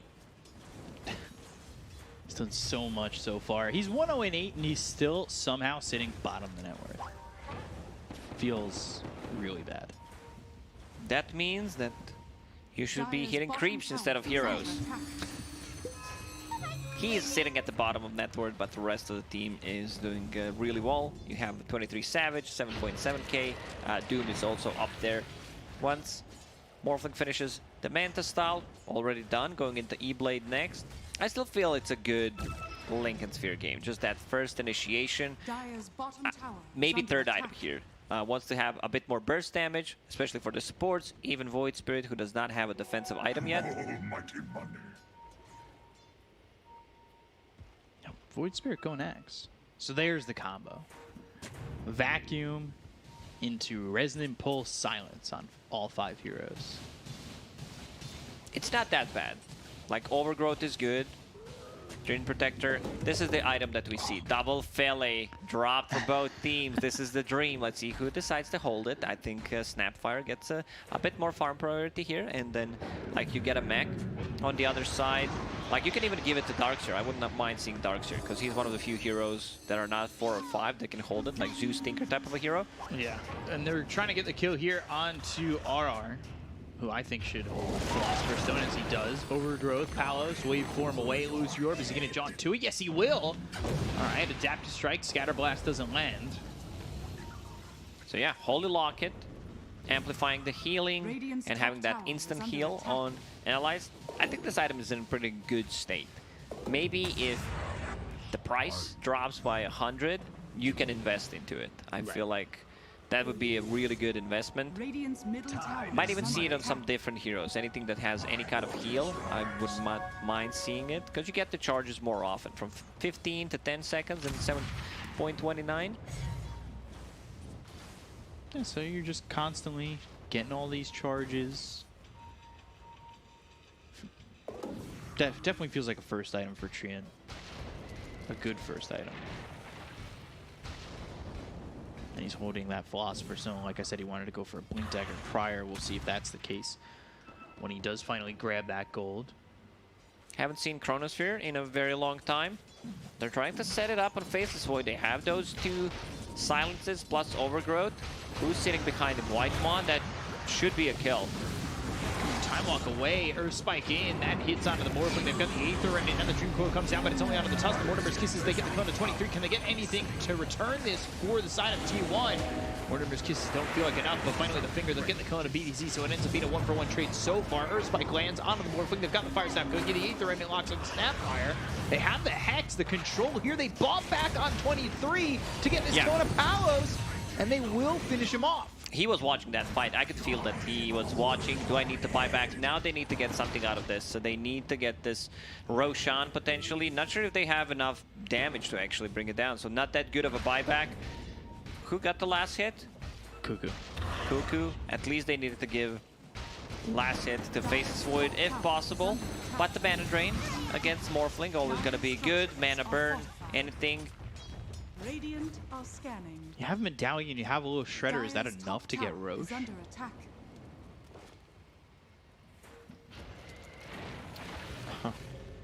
Maybe they could have. Overgrowth? Like the rest of the team doesn't deal that much damage, so could be a bit problematic. Carl just stowing with Treant at the moment. Illusory Orb, staying with RR. It's got help. Don't want to dive that tower. So in the end, 23 Dire's top Savage tower is under attack. changes his item build, decides I need S and Y for some status resistance, a bit more tankiness instead of Manta. Like he can Manta style off those silences, but there's always the second charge. He can dispel the Overgrowth, what carries like to build against the Treant Protector, but seems like he changed his mind. Yeah, now the thing is, though, he's got to work the gold to get this buyback money back that has slowed down his game a little bit. Morphling sitting top of the net worth. This is certainly a scary few minutes here for T1, because you lose the Void, he's dead for a long time. You lose the Void, you lose Roshan. That's Yeah. how it is. Tusk picking up a Blink Dagger, so they have another way of saving people. He can stand further behind. Very hard to play Tusk into any kind of leash mechanic, into Grimstroke, into Puck. Yeah, so now maybe you have that opportunity to sit back. Sit Dream back, Coil goes exactly. down. There you go. You have your opportunity. Because before, if you get leashed, you have to maybe risk it, snap it, then maybe then hope that you're alive still after you snap the Dream Coil. Oh, gotta love those hope moments in Dota. I hope that I don't die if I just pretend that I'm being AFK. Or I'm so worthless in terms of net worth. They'll ignore me. They'll ignore me, exactly. Sure. Dire are scanning. BKB down on Doom on top of Pipe, so he's gonna be pretty safe. They have 2 abilities that go through Magic Immunity, Overgrowth and Punch, but he should feel pretty safe. Morphling about to finish off his E-Blade, so supports need to be very careful. Blink Dagger is done on Lion, so they could potentially get the play on Morph. Can be Radiant's bursted top if he tower does not is get the under shift attack. off. Smoke from T1. Now let's see what they could do with this. Cuckoo holding on to the Purge creep ability right now. And they know something is up. They saw the Insight Aura from Pipe in the river on the creeps, and they decided to fall back. Something that sometimes you forget about it. You know, that auras can be seen. Walrus Punch, Fire Snap, Cookie trying to get some distance. That Snowball actually stuns up Cuckoo as well as Zephyr. They've got the Hex, the Ear Spike with the Infernal Blade finger there for the finish on a BDZ. Ags picked up, Dream Coil onto the high ground. That catches the Void Spirit. Mortimer's Kiss is coming through, rolls up into the air. He's A-OK for now. They've got the Doom ready to throw if they can find somebody. 23 moving in with a Time Walk, and now the Adaptive Strike as well as the Nature's Grasp comes down on top of him. It's not a lot of damage. All they get is the Tusk. I'm not sure. They have enough damage, but there's still going to be 5 heroes alive, so going into Roche Pit could be a bit risky. Also, every single time I see Faceless Void, tier 2 items, Nether Shawl, because why not? Just give him that 25% magic resist. Always. And it's also spell damage, so your time lock, magical damage. Amplify that. Not the biggest deal, but it's all about that magic resist, however. You get a better hood, pretty much. Covers you from the rain. The better hood. Dire's top tower is under attack.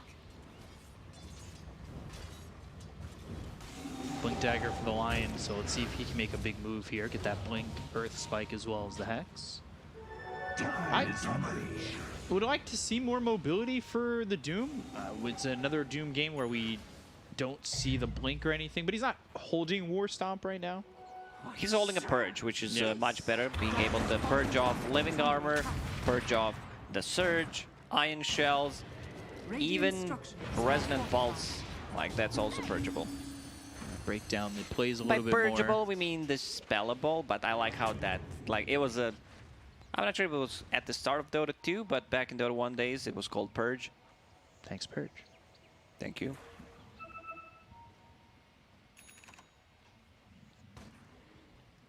Kaya picked up for Carl. And he's got this Blink on Treant. Got that gold. Is he still holding the fill? He is. Because I was wondering if he would get the Blink and then maybe pass it to the Darkseer. Nah, Darkseer's okay. Right now, he just wants to be tanky. Like, maybe it would be okay to give him until he farms the Axe, and then you can keep it. But Tusk also not the hero that wants to hold it. Already has a Blink Dagger. Sometimes you see that Philosopher's Stone, because you lose damage. You lose quite a lot of damage because of the Walrus Punch. Hex. And Doom, it lands. They've got the Earth Spike, the Silence, all onto the Morphling. Can they get the kill here onto this Morph? It's good Dream Coil coming in from Carl onto two of these heroes, so there's no save right now for the Tusk. They've got the Inferno Blade. There's the Chrono. It's on the 3. It does lock up the Doom, but I think that's going to be fine. They've got the Earth Spike following it up onto the Void Spirit as well as this Tusk. Vacuum, but nothing there because the wall was already dropped down, but the Bash is out on Yoi. He'll dissimulate. Finger hits, and he gets the kill. He'll take out the Void Spirit. That's 3 heroes dead, not avoiding the Fire Snap Cookie. Nico looking next. Triple kill here for Carl. And it is, in fact, looking spicy. It is. They get the Doom off on Morphling, who got the shift off, but still they have enough lockdown. The coil, everything from Lion pretty much, and this Purge actually doing so much work in the fights. Like, you can see the Doom purging off those Iron Shells, the Surges, Living Armor, so much stuff that he can do with it. The coil after that on Morphling, no status resistance whatsoever, so the coil is going to last for a very long time, and the perfect setup for a Chrono. Now they're going to go inside the pit. 23 will be the one picking it up. He bought back, so next time he dies, if he dies... He tried to go for a play. I thought he might jump in, try to steal it, but did not happen. Popsy Aegis already. Radiant's middle tower is Flamon's dead. 23, Walrus Punch, Snowball, they've got the control. Yule's Dream Coil, that's going to come through. Is it going to be enough to save 23? He's under the tower, but now Time dilation, he can't get it off. Like, He can't do Morphling, anything. when he turns into Faceless Void and uses that on you, like, you need to be Radiant's top able tower has fallen. to dispel it. So right now I see Ogre Axe, so that means he's going into BKB, even though he has Scotty queued up before it. So BKB is kind of necessity, so you can just go in and deal the damage. Cuckoo's still toying with them, but needs to be a bit more careful. That brings this game back to even. Now, look how long 23's dead for. It was 85 seconds. Yep. That buyback. Kicking in. We can see the downsides of it. Vacuum on Into the 3. wall, that's going to come through. They've got the Silence through from the Void Spirit. They get the kill on the Zephyr. They look over at Cuckoo's, pop the BKB, but the Overgrowth came in, keeping him close. Shards push Cuckoo away evilly. There, they drop down the Sentry. They're trying to keep up with this Doom. Palos diving the tier 2. Adaptive Strike, not enough damage. And now BDZ wants the Snowball. He wants to keep up with Carl. And he gets out. It's very important that Carl gets out there. They lost just a Snapfire. Could have been a disaster. Whitemon uses Shadow Amulet, pulls off a Chappy on Doom. Radiant's middle tower Doom is very under happy attack. that he manages to survive. They still lose a tier 1 tower on a mid lane. So once Faceless Void is up again, they have a Chrono. But I feel that they will play it safer. Wait until Faceless Void gets a BKB and then smoke up and get another fight. Yeah, despite the last fight with the Chrono going well, everything since then has been all Execration.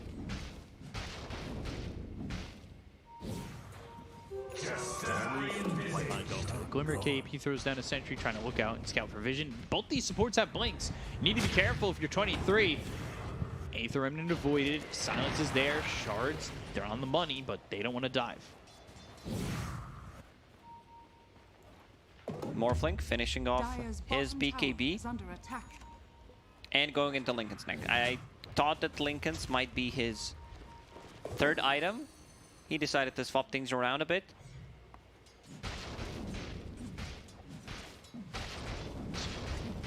Velvet Tunic getting shipped out to the Faceless Void. Same day. He subscribed for that Prime. And she was almost there for the Doom. Execration, though, they look like they're in a great spot. Do they? I think so. I'm still favoring T1 here. They get the better initiation.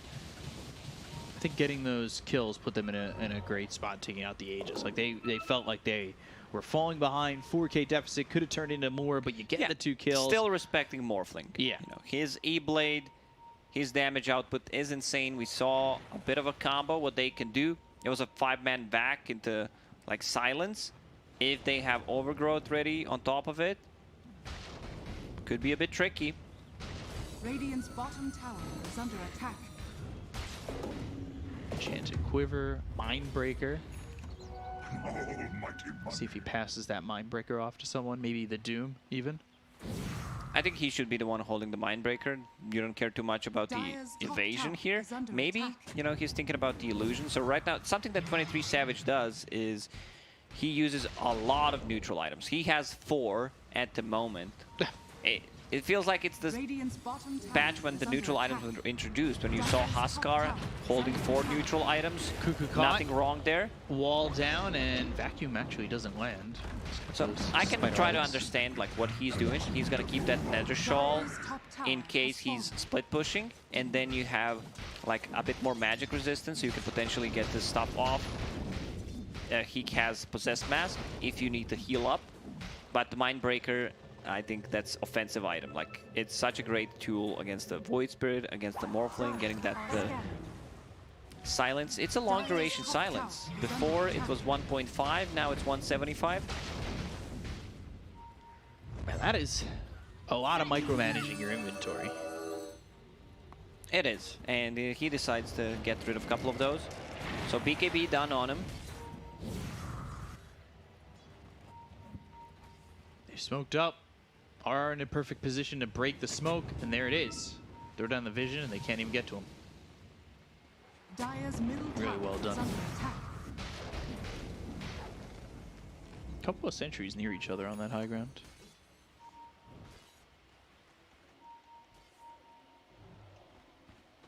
So they avoid that. Maybe even thinking of smoking themselves. They have 2 smokes available. Clean up the creep wave. They back off immediately. They smoke up. Cuckoo in the front, he'll break the smoke, but he's not going to be so fortunate to get out of there unscathed. Overgrowth already used. The Chrono, but there's the Yules. So they stop 23 in his tracks, but they've got the Dream Coil down onto the tree, and as well as Palace. No. Wintermere's Kiss is coming in onto RR.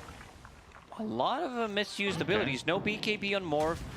No Overgrowth. Like, Overgrowth needs to be used for the combo. Like, you need to pull at least 2-3 people inside.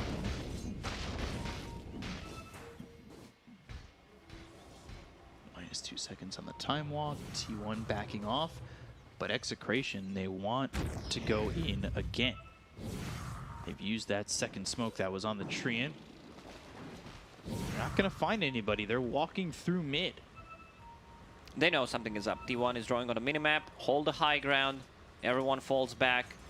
Zephyr got the buyback, so he will fish for any kind of information, and they're ready to back him up. Radiant's bottom tower is under attack. They've got the Ags now on Carl. Dire's top tower is under attack.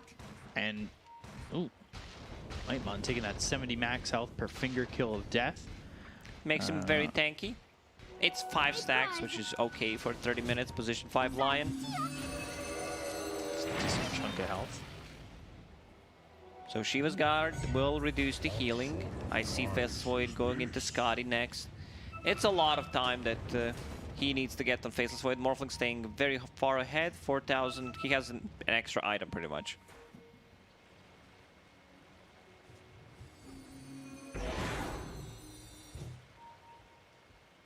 So Roche potentially back up in 40. We'll see if they posture near this and how quickly it's going to spawn off that minimum respawn timer. Because this is a tough Roche fight for Execration. Fighting in a Dream Coil, Chrono, Same Mortimer's goes Kisses. for T1. Fighting into Treant Protector ulti, Wall, one of the best abilities inside the pit. So they need to be careful. Roshan may respawn in 10 seconds. There is a smoke from T1. Still Tier 1 tower, full HP thanks to Treant Protector. And it's going to be instant. So Roche is back up. Let's see if they decide to check it. You can't check inside the pit with careers anymore. And they've gone blind. They need glasses now. Dire are scanning. I think a lot of Dota players are like that. It's not gonna be the fastest spawn. It's always long. It's one, I don't see many short-term spawns or short duration spawns with Roche. I always feel like it's max duration or nothing. Nothing doesn't spawn at all. Like, sorry, second Roshan is not at home. Dire's structures He went are out. fortified. It's a holiday. And Chrono. Used for just the Void Spirit. They've got the Mortimer's Kisses coming in from a distance. The fingers used to get the Konayoi. Now they look over at this Tusk who's hit with the Earth Spike. They've got Mana Drain.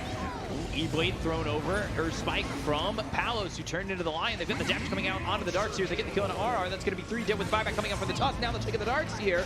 They look over. Bash is out. He's doomed up. This is big problems here for Palos. And they will lose this Morphling. It's a full team wipe. They fall back on Tusk. He's gonna die again. Punch, try to kill Whitemon, but this Lion is not killable. Oh man, what an initiation. Like, he catches only Void Spirit, but that's the target they needed to take out. It's a fully 9 seconds shiny BKB that he did not get the pop. No buyback on him. Finally, they take a tier 1 tower on the mid after that. But this is literally empty. It's just a lot of gold. I think they got 7,000-8,000 gold from that fight.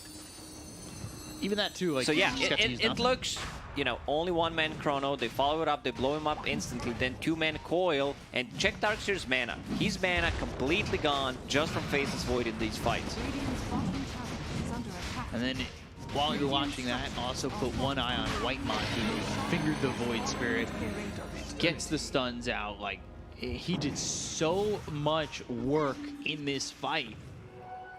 Man, he looks... Whitemon, in the first So season, he was very impressive as a position 5. I think, for me, the standout player.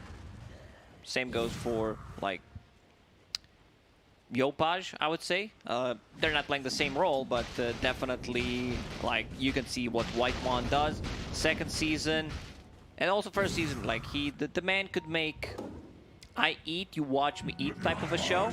And in the second season, we heard his beautiful voice, what he can do with it. And then, yeah, now with the Lion again. So he's a man of multiple talents. Yes, multifaceted. He's going for that Aether Lens. Leveler, all right, 23. He'll take that. Ninja Gear. Radiant's bottom tower is under Snapfire holding on this Philly Stone has 11,000 net worth. You said that, you know, he was struggling, even though he was involved in pretty much all of the kills early on, but that Philosopher's Stone and won that, the extra gold that you get from not just Philly, but being alive, Yeah. is always going to be good. So what did he start? 1-0-8. Since then, he's 2-1-10. So now you have Scotty, you do not have a Spirit Vessel, what I call the Holy Trinity anti-morph items, but they have Scotty, they have Shiva's Guard.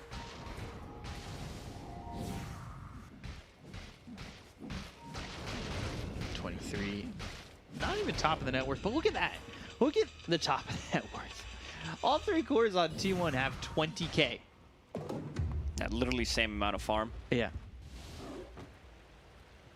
They're all just kind of going back and forth with each other. Anything you can do, I can do better.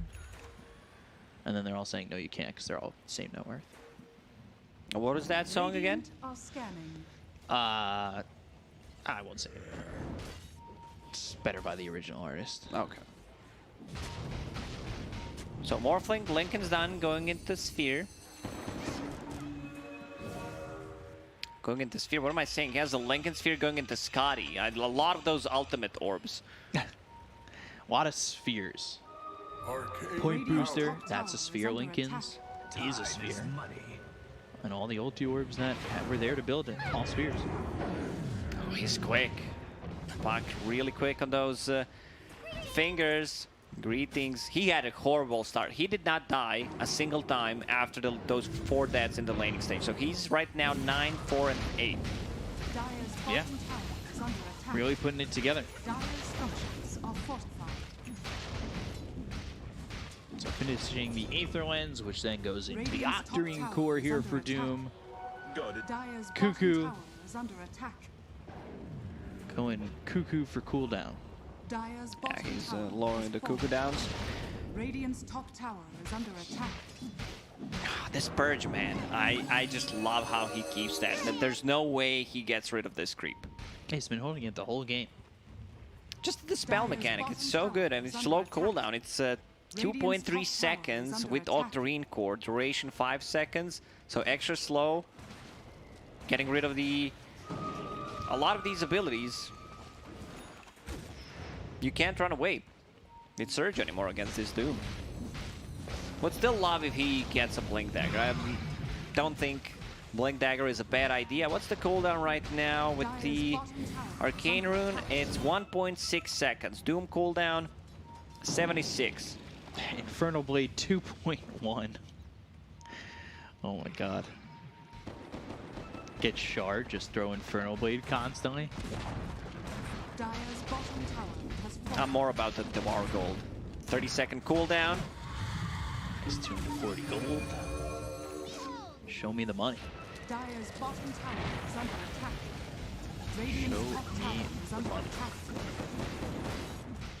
Well, Shredder, they've got 2 siege creeps here, going for the tier 2 over mid. Dire's middle tower. They'll take the tower, and now they might even pressure the high ground. 20 seconds until Aegis is reclaimed. Timings could be something that Execration could take advantage of, but it's very tough. Again, everything up here for T1. Low Shredder, the minus armor on the tower, and knowing that that Aegis is expiring, they will time walk and back away. Also, 23 holding a Trickster Cloak. Leveler is good for fighting. It's good for the attack speed, armor, sieging the buildings. But when he's not, he's going to keep that Trickster Cloak in. So another form of initiation, a bit more magic resistance, evasion. I just love how he's handling those neutral items. Yeah, like I said, the micromanaging of just all these neutral items seems to be a bit overwhelming, at least for me. But he's got it perfectly contained. He's also got this shard to work with, so he's got the reverse time walk. He can be in and out. Wax on, wax off. He's almost level 25. There it is. He'll take the 20% backtrack. And he's almost finished off the MKB. A lot working here for T1 coming into the next fight, because they also had 25 on Carl, who's got the plus 250 Waning Rift AoE in range. Hex onto the Tusk, not moving in yet. Smoke, they want to go in. And this Trickster Cloak can make the difference. You do not have a sentry. He lands a good chrono on 2-3 heroes, or just one. Lincoln's popped Chrono there, but they're going to go to the back lines. They've got the silence out of the rest of these heroes. There's the Mortimer's Kisses. The wall is down with the Dream Coil coming down on a 2. They take out Palos. They end up losing Whitemon, but the Dream Coil onto both the Void Spirit as well as the Tusk makes problems for Execration. They've got a Fire Snap Kuki that lands on a BDZ. They get the kill on the Tusk. They look over for the Void Spirit, who will use that Astral Step to try and get some distance into the trees. He's spotted, but not stopped. No bashes. Doom was not close to use the Infernal Blade. But 2 big kills. Morphling did not get the shift off again. So they get the kill. Next Roshan may respawn in 50 seconds, but yeah, also Morphling respawning in 50 seconds, so they have enough time to try to siege, deal some damage to the towers. 17k deficit. Roche potentially up soon. And Puck finds a very good item Are scanning. for himself, Timeless Relic. He's going Arcane 25% Blink. debuff duration on the silences, on his Dream Coil duration, the stun. Yui. Oh boy. Dire's Oh! top tower is under attack. Carl? Does he catch him? Oh, he He spotted found him. him. He Ashes up knows where again. he is, but the flicker. He's trying to juke. Oh, Dream Coil, all right. That Dream Coil BKB. missed. Yeah, he avoided it. Went a little bit north. Oh my god. Yeah. Avoid Astral Spirit. Stab, Flicker, Dissimulate, finally Silence, duels into the air. And now 3 heroes Another are here. Flicker in a Aether second. Remnant, Silence, Infernal Blade, there's the Hex. All right. Finally, they bring him down. It took them a while. Almost had the Eon Disc Oh, ready they spot again, maybe Nico. with one more juke. He drops the wall.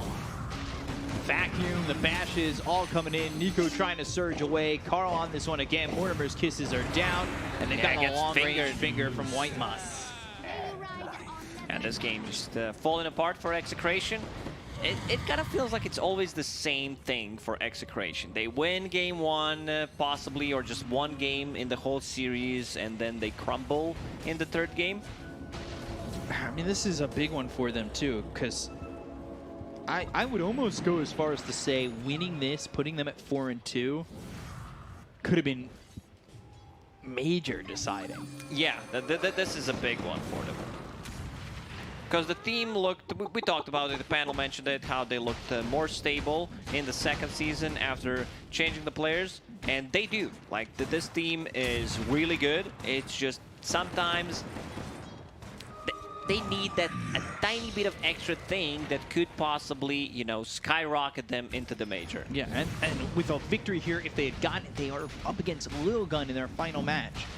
Like, that could have, it literally could have been, we're going to end 5-2, and that was the number needed for the major in the last season. But now, it could be potentially 4-3 where they just eke out on the cusp. Fallen to the radiant. Ags picked up for the Faceless Void via the Blessing. Arcane Blink for the Puck. And now they've got the Infernal Blade damage Faceless upgraded, Void 25 has for Doom. reverse time walk, has level 25 talent, the backtrack. I don't know how you kill this guy. Has the Aghanim Scepter. Yesterday I played with a guy that you know was clowning on the Faceless Void, Octarine core, Blink also to reduce the cooldown, the Arcane Blink, Okay. and just going in and out. Has fallen. Like, it's one of the most annoying things that I've ever seen.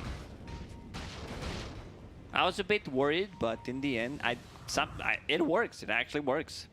I don't think in a real game you would get Arcane Blink, Right. but this Time Walk, and especially, like, you also Octarine Core, of course. Moonwalking back and forth. This will hasten my footfall. Singing into the mic while you do it. Satanic picked up for 23. It just feels that he can't die. Okay. Coil, whiffed. He's trying so hard. I mean, you whiff the coil, there's no way you're killing him. Hasted Void Spirit with Eon Disc and the Flicker.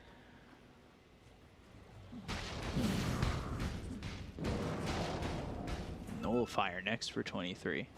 Talking about the Octarine, Arcane Blink build, Puck has one. Yeah. And he's happy with that. So let's check the cooldowns. 5.6 on Orb, 3.9. You can perma-silence people with this, because duration is 425 with the talent. So good luck. Good luck playing against this. Oh, dear. And also add the Timeless Relic, because this is not the mat with the Timeless Relic. So add the 25% on top of that. You got this? Yeah, I got this. It's a 5.3. That's why we gave you the math title. Dire's courier has been killed. That courier goes down. with a Perseverance on. So onto the high ground they go. Bashes on RR. They've got the Solar Crest on him. Right clicks away. There's the vacuum into the wall to get the kill on RR. He does that buyback. He'll use it immediately. The Aether Remnant locks up 23, but they're just not doing the damage. They're going to time walk over as well as use the Chrono to focus their attention onto Palos as well as Shredder coming in, but is it going to be enough to get the kill onto the Morphling? They've got the Dream Coil. There it is. Palos is gone. He'll buy back. 3 buybacks used already from Execration, and they've already taken out RR for a second time. He's dead for 76 seconds as they look towards the rest. The BKB popped by Palace, but for what? He's got nothing. The E-Blade actually gets thrown back his way. He knew the Lotus Orb was on the Snapfire. They've got the Snowball going over, kills off Zephyr. He's got buyback. White Man back as well. Walrus Punch into the air. 23 not looking with any mana, but they still have Carl behind him. They'll pop the Lincolns onto Palos. Palos with the time walk away as he's morphed into the Faceless Void. They've got the silence on both Nico as well as Yoey. It's just perma silence. You can't play Now Dota like that. They continue to silence. They throw the E-Blade on here's himself. another There's the silence. finger. There's the There's the finger. kill. 2 minutes gone, and it looks like T1 have sealed the deal, and they will take this series over Execration 2-1. It was a long, hard-fought battle for both teams, but T1 are going to be the ones who make it out ahead.